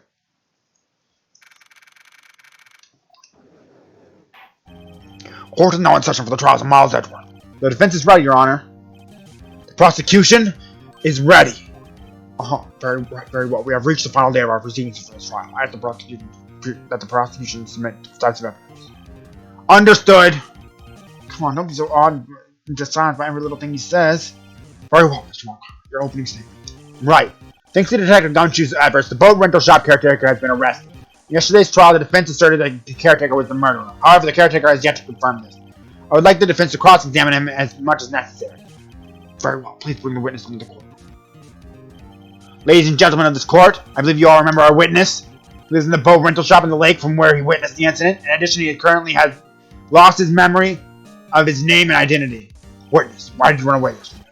The witness was not running away, and as he will now testify. I see. Very well. Please give me your testimony. No.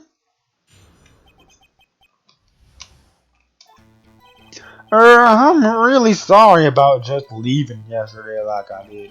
But I wasn't running away or nothing. I went to buy some food for Polly, see? I figured I got nothing to do with this incident anyhow. I mean, I'd need one of those motive things, right? I don't got one. So my testimony yesterday stands as is. Very well. Let's begin the cross-examination, shall we? He has to know his name. Yanni Yogi, you're Yanni Yogi, and I'm going to prove it.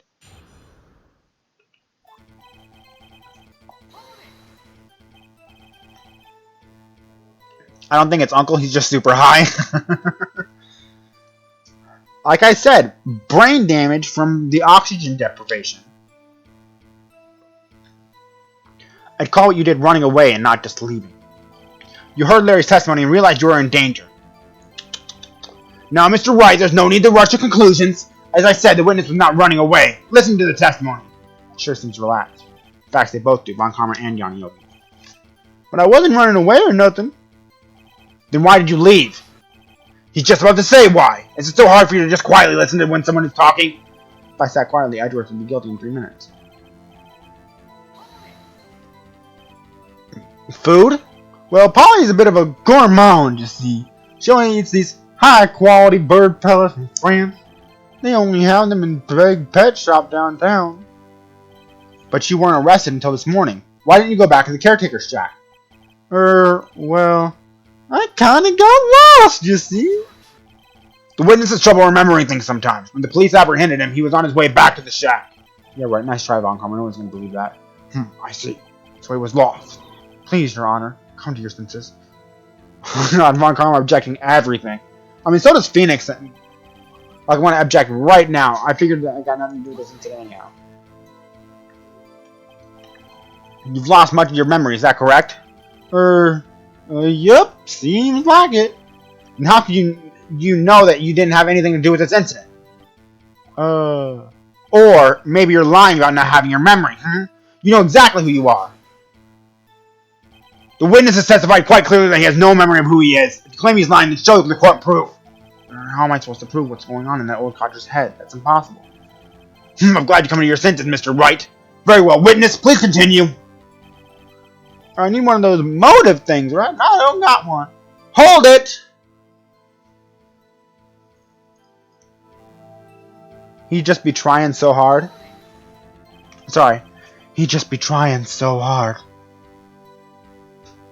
How can you say that you had no motive? I say you do. You had a grudge against Edward and the victim, Robert Hammond. That's why you took revenge on them, right? Please don't make me repeat myself, Mr. Wright. This witness has no memory beyond anything beyond several years ago. He can't hold a grudge. It's impossible. To prove he's lying about his memory, otherwise I'm going to... Might I say something, Mr. Wright? Yes, Your Honor? You've been saying the same thing now over and over.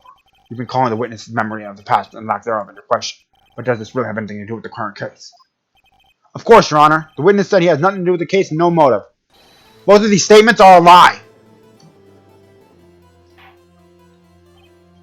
Order! Order! Mr. Wright, there is a serious problem with your claim. Or are you saying you know who this witness is? Of course, Your Honor. Oh, now this is interesting. I would like to know myself. So who is he? Don't play dumb, Von Karma. Mr. Wright, please tell us this witness's name. Hold on. First, I want to check this DL-6 bullet. Still bears clear ballistic markings. Is it the same to this pistol?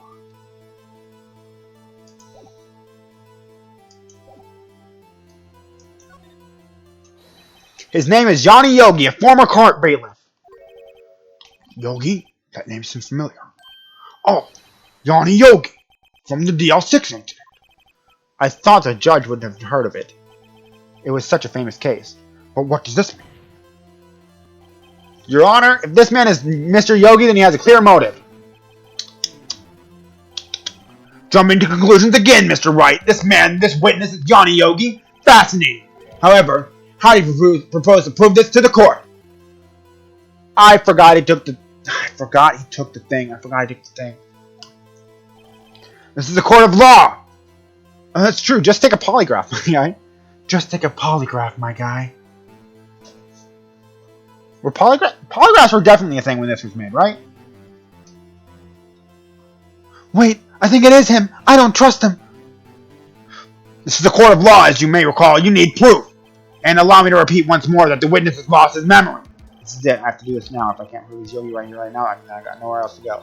Nick, how are you going to prove it? How can you prove that he's Johnny Yogi? It's okay. It's actually quite simple. Your Honor, please take this man's fingerprints. Then we'll compare them to the fingerprints on file for Johnny Yogi 15 years ago. I see. That makes sense. Huh? I'm so very, very sorry, Mr. Wright. Why?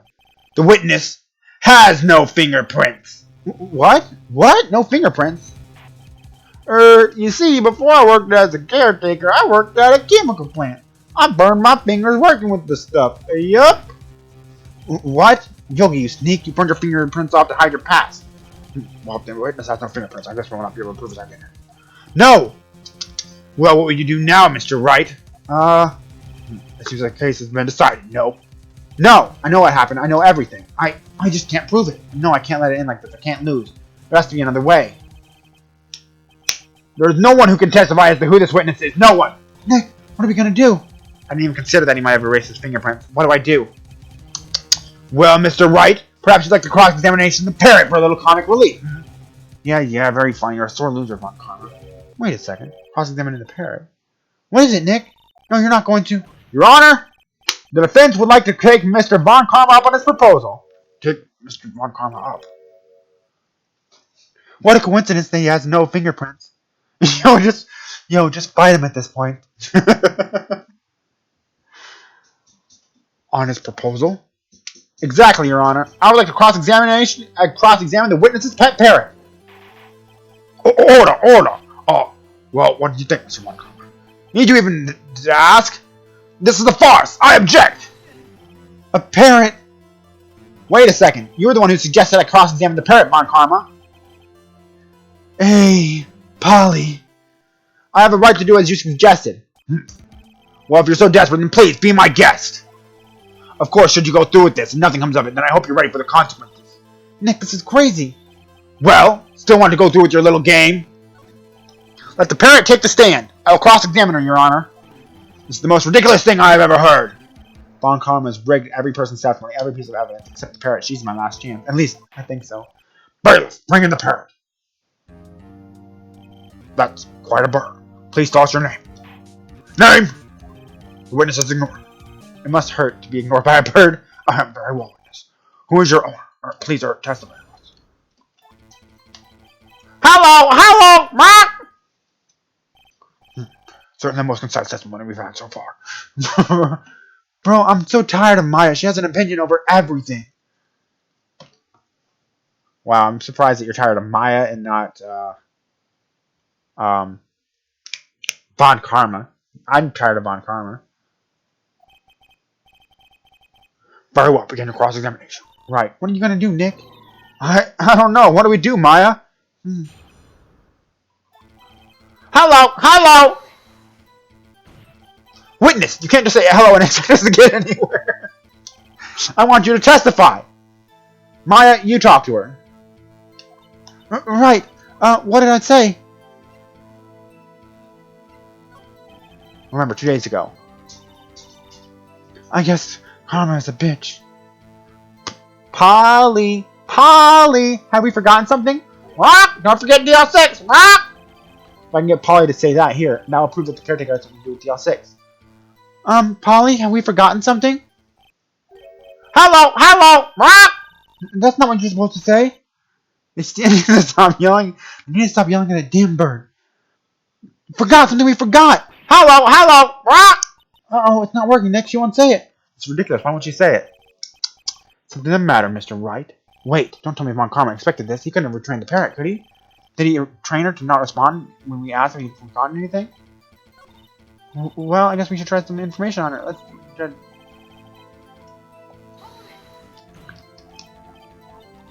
Alright, what's your name? Maybe I should get her to say her name. Polly, what's your name? Polly, what? Is it really a new parrot? Mr. Wright, I think we've established the Polly.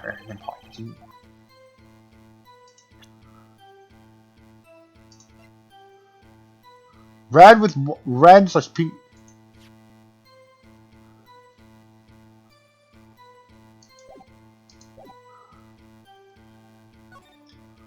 Yes, it does. Ha, fascinating. You learn that this parrot's name will prove your eye and show us its proof. Nick, you don't think we're muffing a little too far? Listen, we're not here to answer questions of who is the caretaker. We have to prove that he is Yogi. All we have to do is name Polly. Is tied the name Polly to Yogi. Your Honor, the proof is that the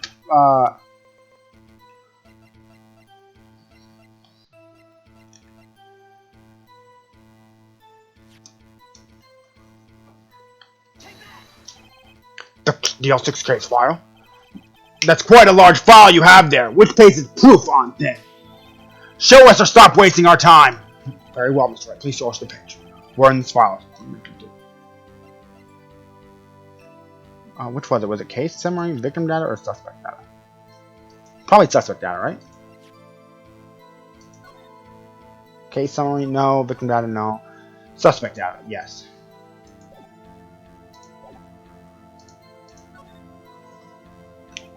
It's on the suspect data page. This page has all the information on Yanni Yogi. Right after he was arrested, his fiance committed suicide. See? Indeed, I'll say that, yes. What was his fiance's name? Polly Jenkins. Polly. Exactly, Your Honor. You remember the name of his fiance who committed suicide. That's why he named his parrot after her. I see, I guess that's possible. Bah, miracle coincidence, that's all. My granddaughter has a dog she calls Phoenix. Well, Mr. Phoenix Wright, does this make you my granddaughter's fiance? That'd be wild if it was true, though. She's only 7 years old. Indeed, alone is a little weak, I bet. We need some other report. Where am I going to find that? Nick, we're getting closer. One more, if we can just get one more piece of evidence. Right, but what? Very well, witness, you may continue. Alright, so did it have, like, blue and yellow wings?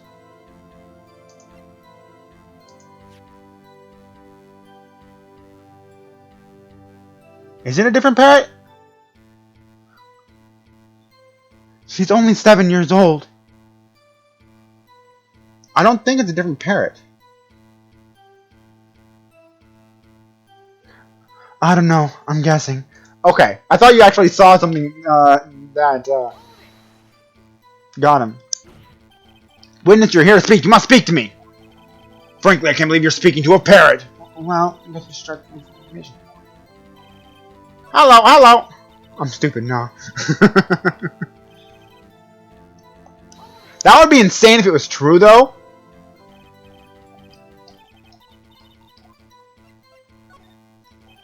Maybe I'll get her to say this number that's safe. Huh? The safe? Why?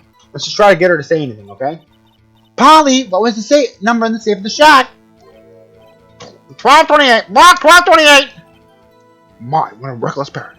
Well, Mr. Wright, you aren't claiming that number has something to do with this caretaker. Does it? Actually, it does. That's why I had her say it. They need to have Yanni. They need to have Yanni appear. I mean, that's if he is Yanni, because we haven't proved that it's Yanni yet. Huh, ridiculous. How can the number 2 safe tell us who the caretaker is? Show us your proof. How could this possibly link? Oh, I don't know. 12. It was what? 1228. Was that the? That was the date of the death. 1228. The DL-6 case file. What is that? This obsession you have with that case? Mr. Wright, where in this file is something related to the safe number. I want to say case summary, but I'm going to check again just to be 100% safe. Case summary, yeah.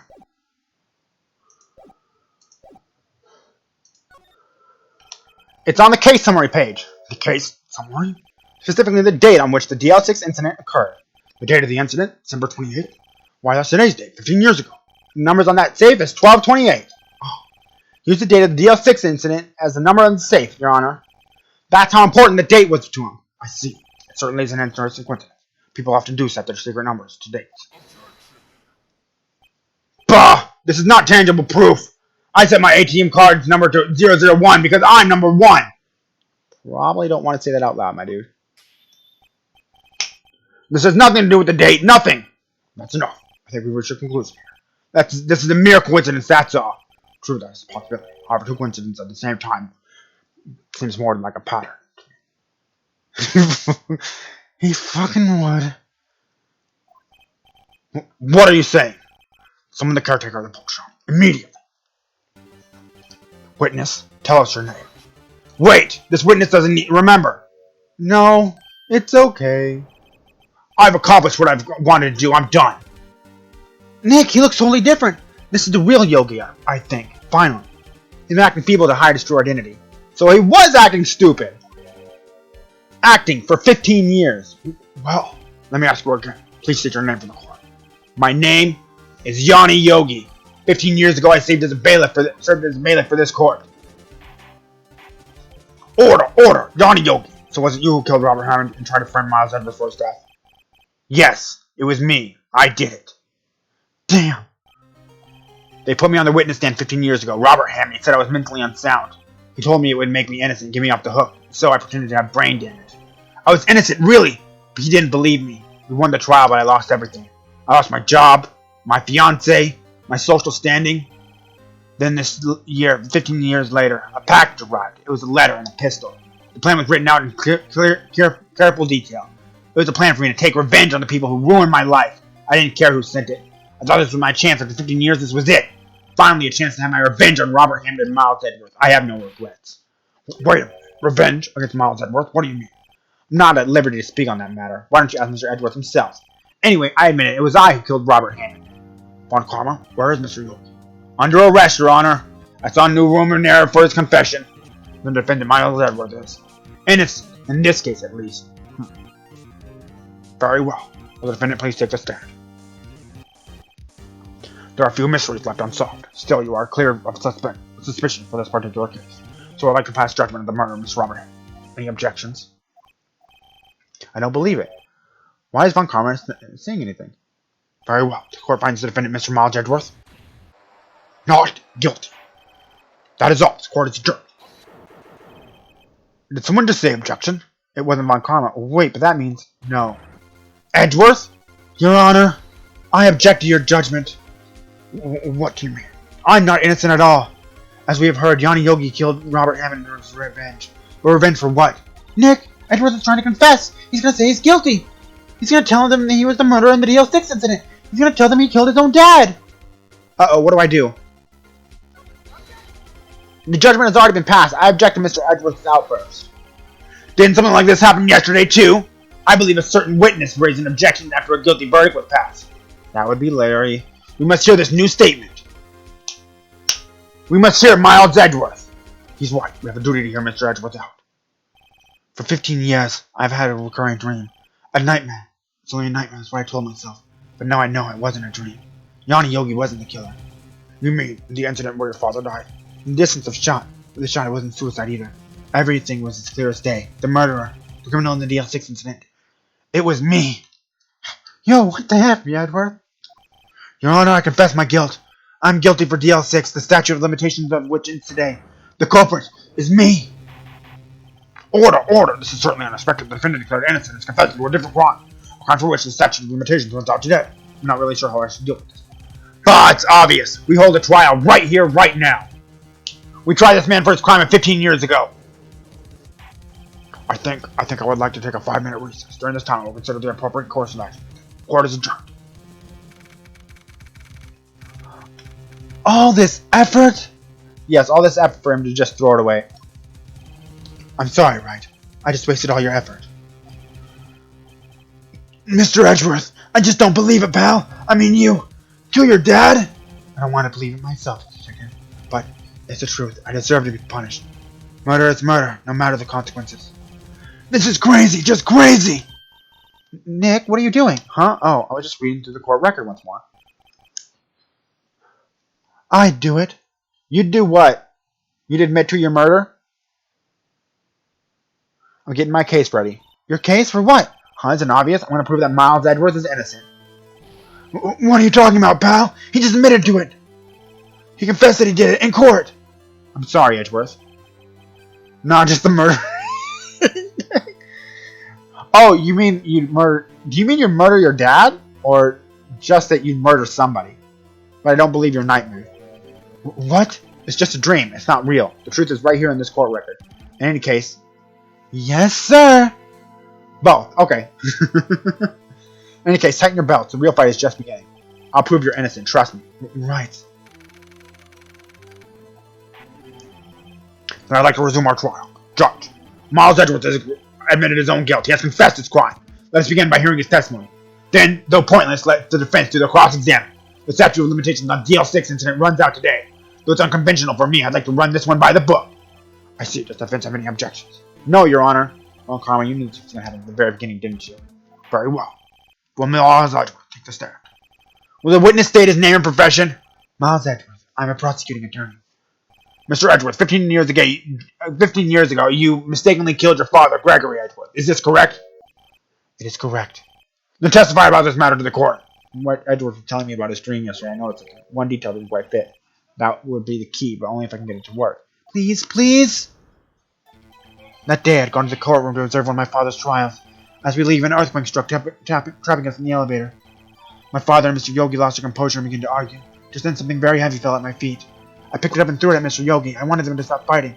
A moment later, there was a single gunshot and a scream. It was a terrible scream. I still remember it to this day. That's all. And until now, you thought this memory was a dream? We were stuck in the elevator for 5 hours. The oxygen in my elevator ran out, and I lost my memory of the events. Bah! The same claim Mr. Yogi has made! Very well. Mr. Wright, your cross-examination, please. Yes, Your Honor.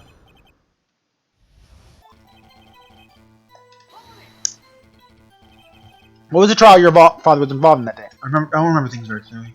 Only 2 things. I know my father lost, and Mr. Von Karma was the prosecuting attorney. Mr. Von Karma, you were handling that case? It was 15 years ago. I don't remember the details. That's when Edgeworth pointed out the problem in Von Karma's evidence.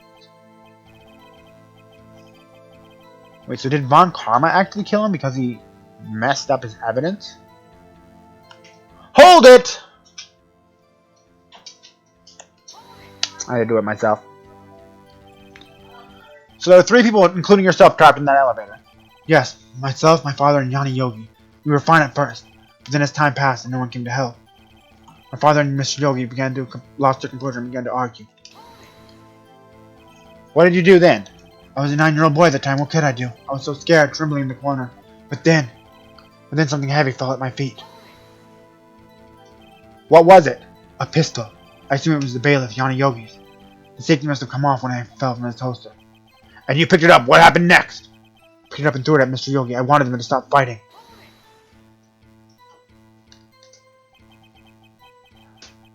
Is everyone here really just placing the I don't remember anything in the court of law? Yeah, pretty much. Did you know it was a pistol when you threw it? I think I knew. I knew it was dangerous. The air was getting so thick I panicked. So you're saying you threw the pistol at Mr. Yogi?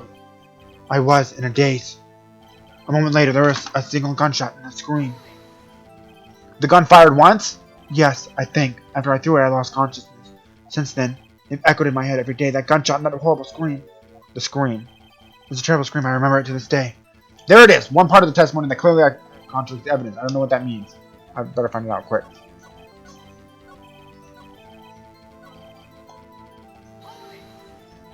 To this day? Yes, I can practically hear it now. I doubt I will ever forget that scream as long as I live. There it is. One part of the evidence clearly. Okay. So,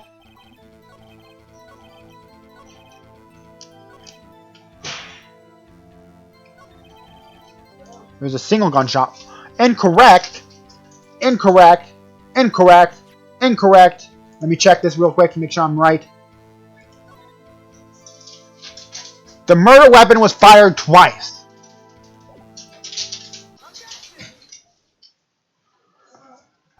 Are you sure you only heard one gunshot? Yes, I'm sure of that. I heard the shot and the scream, and everything faded. I was unconscious until the rescuers came. I see. But that doesn't make sense. Look at this file one more time. This plainly contradicts the witness's testimony. You do enjoy dragging out that file, don't you? I don't accept this as evidence, unless you can tell us what page it's on. Which page contradicts Miles Edgeworth's testimony? Look at the victim data in this file. It says it quite plainly. The murder weapon was fired twice. Miles Edgeworth only heard one gunshot, yet the murder weapon was fired twice. The first shot was accidental firing when the pistol was thrown. So who fired the remaining shot? Was there perhaps another shooter who fired that second shot? Your Honor, I'm sure as you're aware, the incident occurred 15 years ago. The evidence is dated. The pistol did fire twice. However, we do not know when that second shot was fired. It may have been fired the day before the incident. There is no proof that the second shot had anything to do with this incident. What? I see. You do have a point. Is Wright? The weapon was fired twice, as we have heard. One of those shots was fired by the defendant, a boy at the time. Do you have any proof that the other shot had something to do with its case? Your Honor, I think I will be able to show you proof. What? Impossible! No, Mr. Markov. I assume you're surprised for after understanding the evidence. Very well, Mr. Wright. Show us the proof. Do you have any evidence?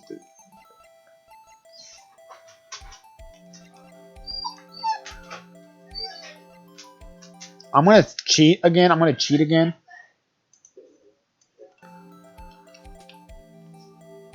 Can I check this? There's a second shot there. I think I see it. That's not just something on my computer screen, is it? No, it's not. There's a second shot. Look at this photograph. Look at this photograph! That was much better than the last one. It's the photograph of the scene of the crime, 15 years ago. I can see the victim lying here as Edward Gregory Edgeworth. This proves the murder weapon was fired twice at the time of the incident. This photo proves it. So let me get this straight. This photo proves 2 shots were fired. Where? Your Honor, please get a clue. Show the judge the contradiction in the photo.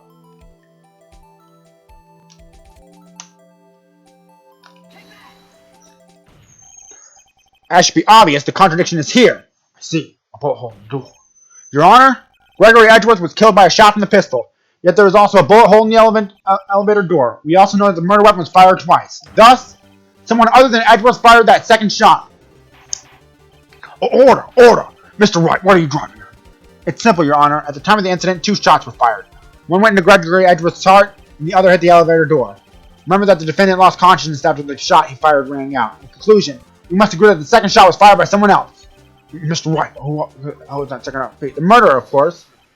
Objection. I knew I should have stepped in before your wild fancies got out of hand. Mr. Wright, look once more at the DL-6 incident case file. Look closely. Try the case summary page. Look what is written here. Not a single clue was found on the scene. The pistol had indeed been fired 2 times, and the other bullet would have been discovered at the scene. That second bullet has never been found. Why? Because the second bullet does not exist. The bullet that claimed Gregory Edgeworth's life and that was fired by his own son, that is the truth of the matter. The whole truth. It's undoubtedly something else that made that bullet hole in the door. What else can make a bullet hole in the door besides the bullet? Order. I will have order. Mr. Wright has proven one thing to us. The murder weapon was fired twice at the time of the incident. However, as Mr. Montgomery says, the second bullet fired was not found. It's highly unlikely that the police merely overlooked the second bullet. So all we have is a single bullet fire. I'm afraid I have to discount the defense's claim. I praise the judge for his wisdom in this matter. God, how did this happen? I don't believe that the second bullet didn't exist. Was I wrong? Have I been wrong about this whole incident? What are you doing, Nick? Why aren't you raising an objection? I'm sorry, Maya. What? It looks like I was wrong. Nick? The second bullet wasn't found there, then all my objections are for nothing. No. But you said you'd do it, Nick. You said you'd get Edward declared innocent. I'm sorry. It's just, when I saw the photograph, I saw that 2 shots had been fired. I was so certain of it. I thought I had won. I thought there was another person, someone else who was fired the killing shot, but now I was wrong to think it could be that simple. This case has stood unsolved for 15 years. Nick? Well, it seems that I finally cleared up this incident. One bullet was found at the scene of the crime. That shot was fired by Miles Edwards. Precisely. I would like to ask one more thing of Miles Edwards before acting my third. Have you been paying attention to the trial so far? Yes, Your Honor. Do you have any objections? No. No, I do not. So you killed your father, though that was not your intention? Yes, I did. Oh no, he's confessing. Very well. Statute of limitations on the murder of Gregory Edgeworth runs out today. Therefore, I must pronounce the verdict on the defendant today, right here. Right now! Indeed. Does anyone have any objections? I've been here before. It's like my first day in court. There are so many things I know I should be saying, but my mind's gone blank. I can't start the words. Mr. Wright? I'm going to save the state in case I'm wrong here, but I think I should have an objection. Your Honor, I object. Mr. Wright, on what grounds do you object, Oof. Nick, I don't know, his case is perfect. Oh no. Grah, it must exist. The second bullet. What? What did you just say? Nothing. The second bullet must exist? But where? Someone took it. It seems waiting is not going to produce us any answers from Mr. Wright. Wait, Your Honor. The second bullet, it exists. What? But we've heard proof that it does not exist. I realize that, Your Honor. I'm really grasping here. It's just someone took it after the scene of the crime. That's what happened. But who? The murderer. The murderer? Then tell us, just who is this murderer? I'm still thinking about that one. So the criminal took the second bullet. Why would he? Huh? First of all, how would he have found it? It's not easy to find straight bullets, right? Was there pressing need for the murderer to find and search for that bullet? The murderer had to find it. Of course there was a need. That's why he took it. Bah! What possible reason could he have had? Well, the reason the murderer took the bullet.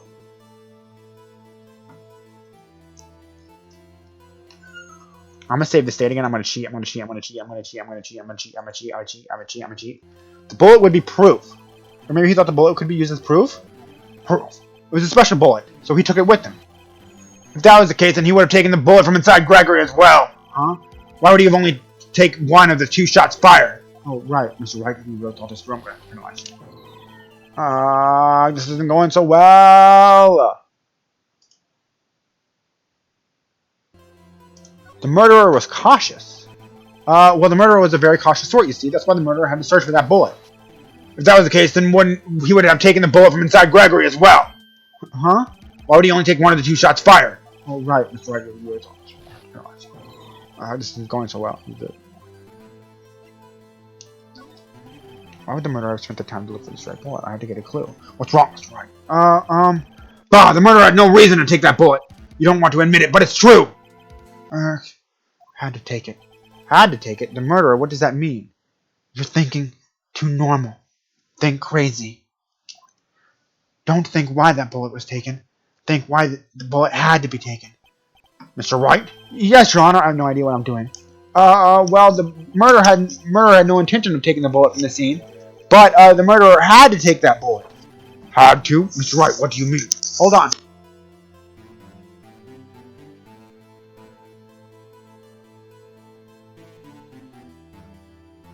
That was my little brother giving my dog a bone. Well, for instance, what? Maybe the bullet hit the murderer? The bullet hit the murderer. Just saying, for instance. I mean, if it hit you, you would have to take it with you, wouldn't you? It's not like you perform surgery right there, you know? Wait a second. I was just talking off the top of my head, but what if that's what really happened? Let me get this straight. So at the time of the murderer himself was shot, and he left with the second bullet on the side, thus leaving only one bullet to see him in the crime? Yes. I guess that's how it would work, yes. But there's a problem with that. The other 2 people rescued from that, Miles Edwards and Yanni Yogi, were unharmed, so that would mean the murderer came from outside, yes. The two men fight inside the elevator. Trying to stop them, the boy picks up the pistol and on his feet and throws it. The pistol discharges and the bullet goes through the elevator door and hits the murderer outside. The boy loses consciousness. The murderer opens the door and sees the men inside. Mr. Wright, you really are the most unpredictable defense attorney I've ever known. I can tell you that you're grasping, but I cannot deny the possibility of what you say. What are you saying? Deny it! Deny it! No one involved with the incident was wounded. There was no murderer. No one was wounded at the time of the incident. He's right. I can't think of anyone. Hey, Nick. Huh? I just thought of something really crazy. Crazy. Remember what Grossberg said yesterday? My grandfather felt the apology to move the car. Wow, it hasn't been quite a shocking long vacation for 7 months ago. See, yes, an unusual event. That was the first and the last vacation he's taken for many years as a prosecutor. What if Von Karma didn't take that vacation because of the shock, but took it because he was injured? Which would mean, it can only mean one thing. He was the murderer in the DL-6 incident. He was the man who shot Gregory Edgeworth. It was Von Karma. Oh man. Something wrong, Mr. Wright? You seem dazed. Hold on again.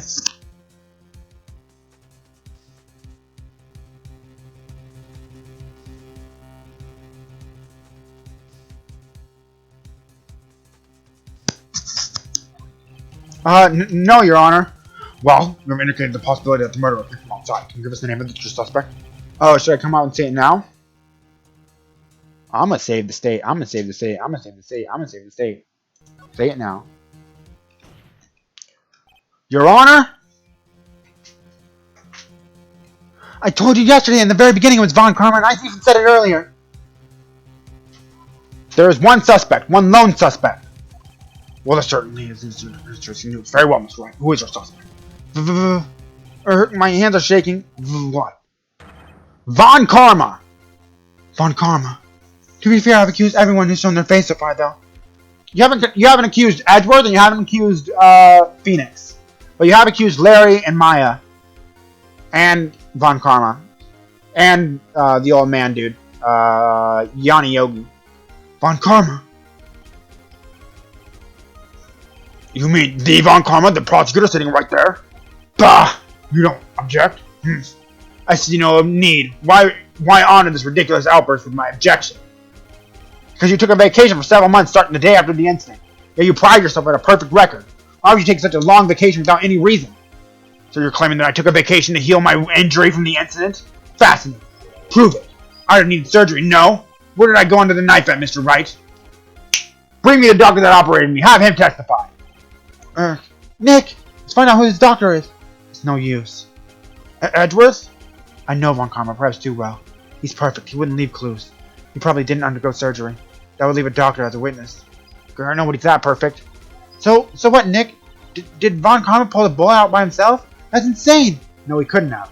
You can't just pull bullets out of yourself. Wait, what does that mean? That bullet has to be somewhere, but where? Well, Mr. Wright, can you produce evidence that proves that I was shot? Was it the same bullet?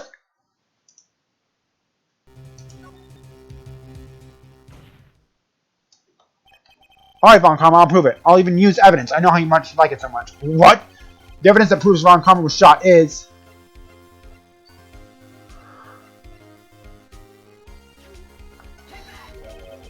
What exactly is that? Sorry. Judge, if you would. Alright, penalty. That's right, management. That's right. This proof Von Karma was shot is...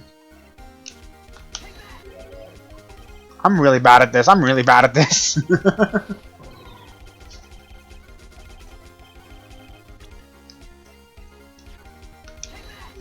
What exactly is that? I really don't know.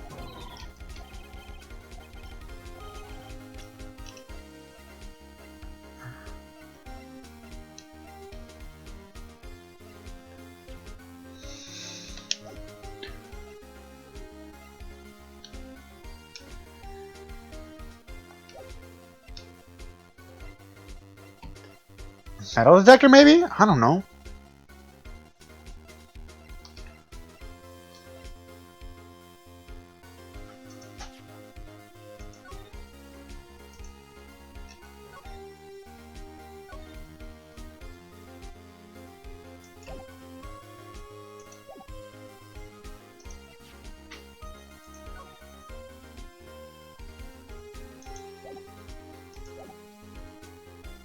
I don't have any evidence that Von Karma was shot.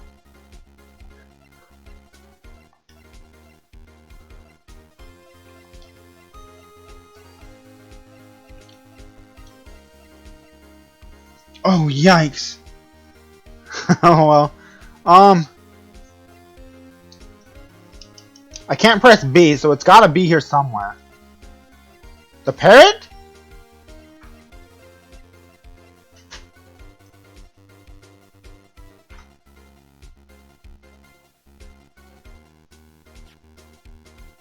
Was it the same kind of bullet?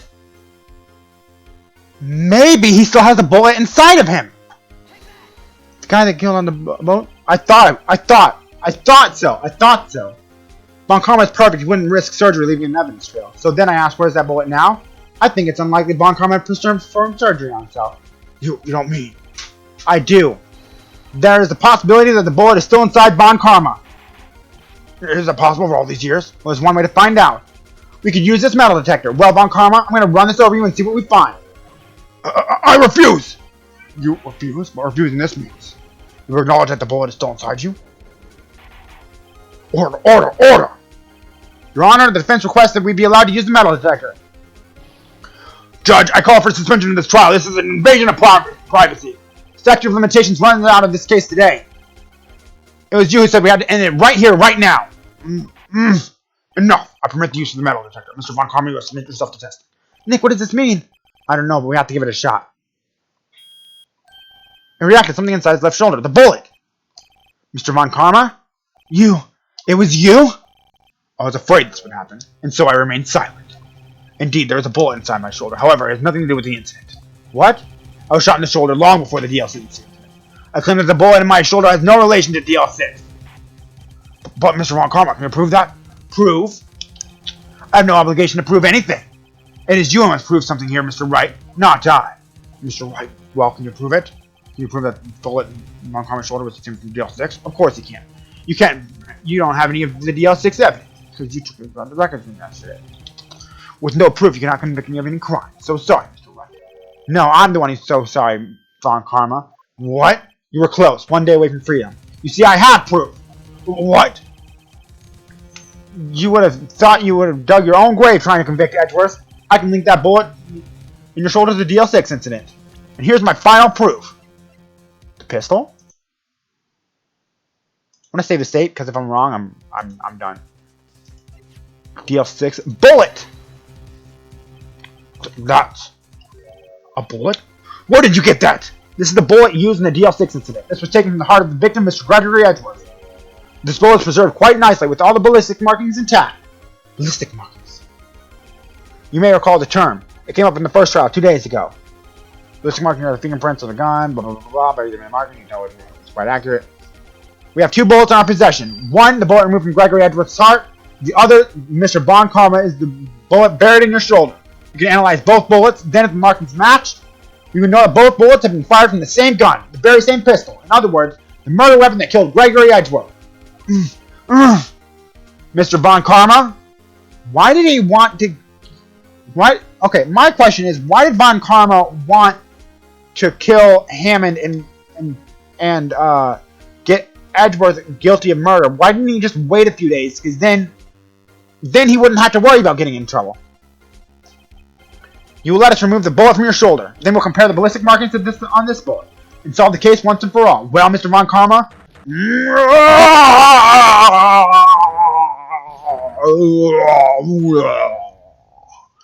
That scream. I've heard that scream before. Wait, I know. Help, I can't breathe. Quiet, it's a quiet. You're not making me breathe. Stop breathing. Get away. Get away from my father. It's that scream I heard in the elevator 15 years ago. Von Karma, it was you who screamed. Mr. Von Karma? Edgeworth, only you would defy me. So, it was you. You and your father are my curse. Your father shamed me with a penalty on my record. And you left a scar on my shoulder that would never fade. I'll bury you with my own hands. Death. Mr. Chief Prosecutor, I'm sorry. Mr. Chief Prosecutor, I'm sorry. Von Karma, it's not like you to make this kind of error. I never would have thought that Edgeworth would be the one to catch you. I was careless. I'm sorry, but you'll have to be penalized. I've covered for you in the past, but not this time. Edgeworth! It's a shock like none I'd ever known. Me? Penalized? It took hours for me to regain my composure. Suddenly I found myself in the darkness. I was in the court record. I must have wandered in there without thinking where I was going. The room was pitch black. The lights must have gone out. I went out into the hall and felt my way to the elevator. I pressed the button and nothing happened. Then there was a noise. And I was in pain. A horrible burning pain in my shoulder. Just then the lights came back on and the elevator door opened before my eyes. I saw 3 people inside, all lying unconscious from oxygen deprivation. Much to my surprise, a pistol lay at my feet. I knew then it was destiny. In his last moments, Gregory Edgeworth was still unconscious. He died, never knowing who had shot him. Later, he spoke through a medium, blaming Mr. Yogi. He was fooled. It was the perfect crime. Who would have thought another man would come to open that elevator door? Judge? What? What are you doing? Do your job. Bring an end to this miserable charade. Now, end it. Very well. It appears that we have come to a very long wait in this maze. 15 years ago. Mr. Miles Edgeworth? Yes, Your Honor. You are innocent. You are innocent. As you said, it was all a nightmare. Yes, Your Honor. The court finds the defendant, Mr. Miles Edgeworth, not guilty. That is all. The court is adjourned. Nick! We did it! Did you see his face? Von Karma looked even paler than usual. He pretended to be all cool, but inside you crushed him, Nick! Crushed! I gotta say, I'm impressed. BAM! It was pretty close, though. I was sure we'd had it. I know, I was on the verge of tears myself. But now it's all just a good memory. Wait! So it's finally over, Edgeworth. Wait for what? Right. Yeah? I'm not sure how to say this. I know! Try, thank you. I see. Thank you. Why isn't Von Karma guilty? He is guilty. He's guilty of the DL-6 incident. He's just not guilty of the murder of Robert Hammond. You're welcome. I think you could have done better than that. Oof, sorry, I'm not good at this sort of thing. You got a lot to learn, Edgeworth. Dear.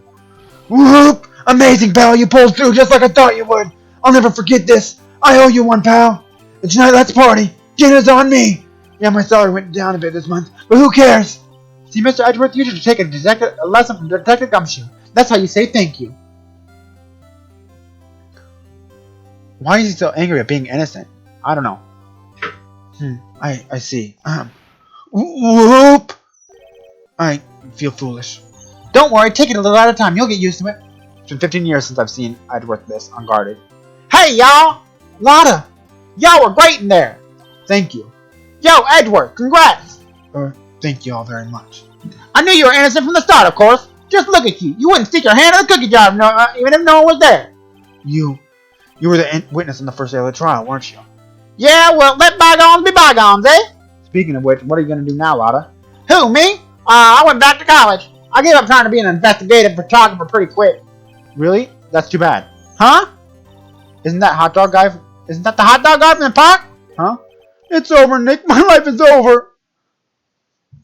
Ew, not Lotta. Why don't you like Lotta? Well, why the sad face, Larry? What happened now? Oh, Nick, I'm not long for this world. You don't look sick. It's Kiance. She's going to live in Paris, Nick. Paris! She's leaving me behind. Larry. Yo, Edgy, there you are. Yes, here I am. Congrats, Edgy. Here, a little gift from me in celebration.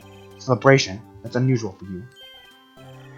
Harry Butts, you came along tonight too. My treat, pal. You think it's good that Kiance broke up with Butts? Huh? Thanks. Looking forward to it. Yo, Nick, that's the suit that questioned me. When he says treat, that's not police talk for prison food, right? I think you'll be fine, Larry. Right. Yeah, what's up? That envelope that Larry gave me, it's got money in it. Yup. Especially because it turns out it was Larry that stole his lunch money all those years ago. LOL, his name is Butts. Yeah, well, it's not strange. People give money away to celebrate sometimes. It's $38, right? Huh. What a weird amount. I mean, it's not a little, but it's not a lot either. $38 exactly? Nick! Wasn't that exactly the amount of lunch money that was stolen from Mr. Edgeworth in school? $38. No. Larry, it was you? What are you so surprised about, Wright? Huh? Larry was absent that day from school, right? That doesn't automatically rule him out as a suspect. What? Think back to that day, 15 years ago. Larry took the day off, but he was bored, so we came into school anyway. Then he saw his money lying there, and the rest is history. I was never good at history! Edgeworth, you didn't know, did you? I suspected. I just couldn't picture Larry protecting you like you did that day. Everyone else was saying you did it. The whole class was against you, remember? Yeah, too well. Right, you may not know this, but we have a saying back in school. When something smells, it's usually the butts. I know. Really, Wright, I'm surprised you couldn't figure it out. Well, this is as sure as an unexpected turn of events, eh? Edgeworth. You should have told me! Now, Nick, it was 15 years ago. Don't you think the statute of limitations has run out, Mr. Edgeworth? I'd say so, yes. There you have it! Where does that leave me? I became a defense attorney because of what you two did! Well, I'd call you a goody two-shoes to the extreme. Yeah, and you worked up too easily, too. Death! The death sentence for both of you! If only I'd known I'd become a prosecutor! The same goes for me, only the other way around. For the longest time, I thought I might have killed my own father. I thought I might be a criminal. I became a prosecutor in part to punish myself. If I had known the truth, I might have become a defense attorney after all. Edgeworth, want to switch, right? Hey, y'all! Line up! I'll take a photo! Hey, photo time, let's go! And after that, dinner is on me! Detective Gumshoe took us out on the town that night. We celebrated Edgeworth's newfound freedom, although Edgeworth was still in detention. Whoa. You really gaslight yourself into being a killer. Why? I mean, sometimes you do that, I guess. Well, I went a little overboard yesterday. My head hurts. Huh? It's only 5. I should be going back to sleep. What's this, a letter? I think Maya has a thing for Edgeworth. Maybe. Good morning, Nick. You were really impressive yesterday. Seeing you made me think a lot about what I'm doing here. I'm a spirit medium, in training, of course. I wanted to help Mr. Edgeworth, too. I wanted to help you, but I couldn't. I was useless. So I decided to go back to my training. I'll become a full-fledged spirit medium, for starters. I couldn't say it to your face, so I left this letter. Goodbye, Nick. Goodbye? What time is it? God, the first train from the mountains has already left. To the station! I guess I'm too late. Hey! Nick! Maya? So, you're leaving? Yeah. It's hard being a spirit medium and can't talk to spirits. And I think you'll do fine without me, Nick. Be good, okay? You know what, Maya? Yes, you are freaking useless. Wait! What? I never could have saved Edgeworth without your help. Huh? On the last day of the trial, I heard her. I heard Mia's voice. You heard my sister?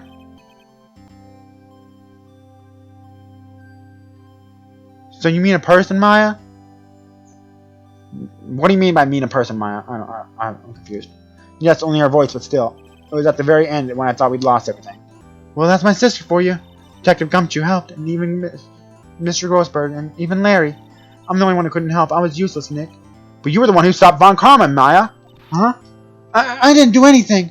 All I did was wander around in a daze. Sorry, but I have evidence that you helped. Evidence?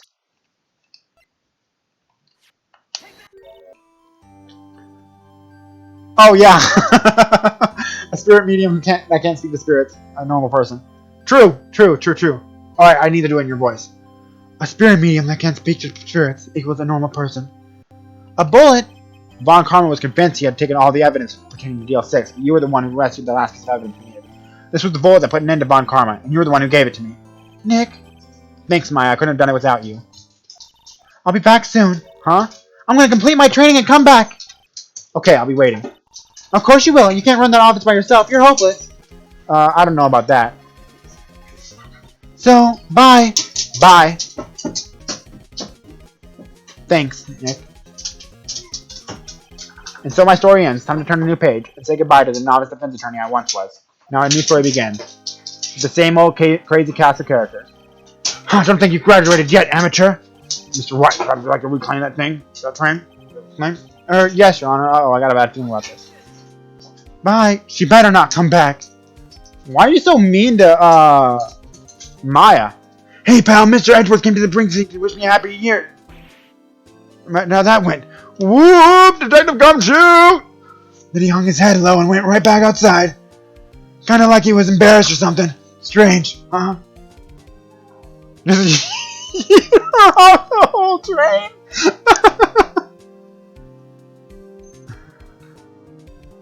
Huh? Nick? No, I haven't seen him lately. Who, me? I've been working at a cheese shop. That Missy's a nice lady, but not exactly what you'd call a cheap date. Huh? Oh, she's in Hawaii right now, yeah. Why does he only date models who like to travel? Who? Wright? Yeah, I remember him. I've been here, he's been busy lately. You know, not to ring my own bell, but I sort of taught him everything he knows. I'm sure he's grateful. He really is. Yo, he's such a fuckboy. He really is. Phoenix, right? The defense attorney for whom I wrote that affidavit for, yes! Oh, you should know I've taken over management of a Greatwater Hotel recently. Should you be in the area, please stop by.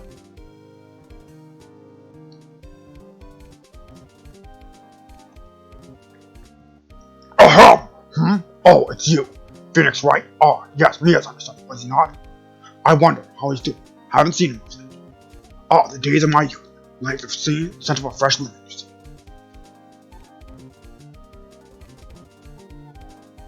Phoenix Wright. He an actor? Well, I'm not buying it. You can't be a star with a name like Phoenix. Shout that to the actual star's named Phoenix. I don't know what a DVD is. Every time when she talks, it goes without me having to press the A button. I can't keep up.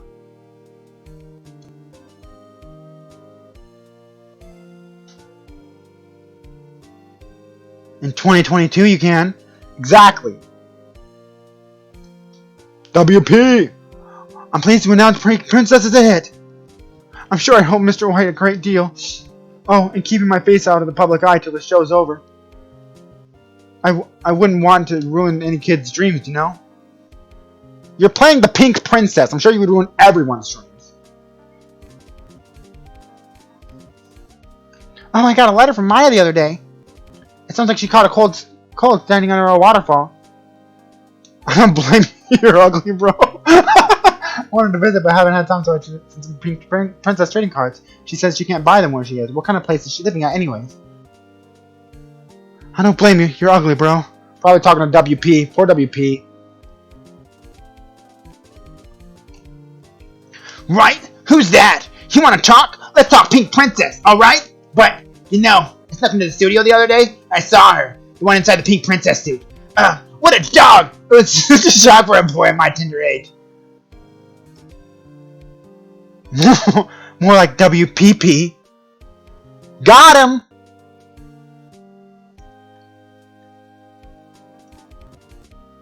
I hope the cold takes her out. You're so mean. Yeah, I remember, right? That lawyer guy. Huh, me? I'm in training to become a paranormal photographer. You know that picture I took of everyone? Well, just behind them, there's a ghost. For real. Now that's talent. I want to be famous.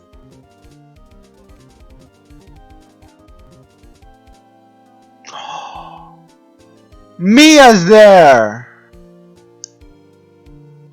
She sucks at being a spirit medium, so she can be a spirit instead. You guys are so mean to poor Maya. I think that's the end of the game. Hold it! There's another episode? I was about to say that seems like the end of the game. But no, it's not. There's an episode 5. Well, I've been streaming for much longer than I normally do, guys, and I gotta put my little brother to bed in like 2 minutes. So, I gotta go. Thank you everybody for showing up. This is probably my best stream, period. So I'm really excited about that. Can't wait to stream some more tomorrow for you guys. It was a bop, my dude. Thank you so much, Twitch and Tink. With that, you guys stay awesome. I know I will, and I'll see you next time.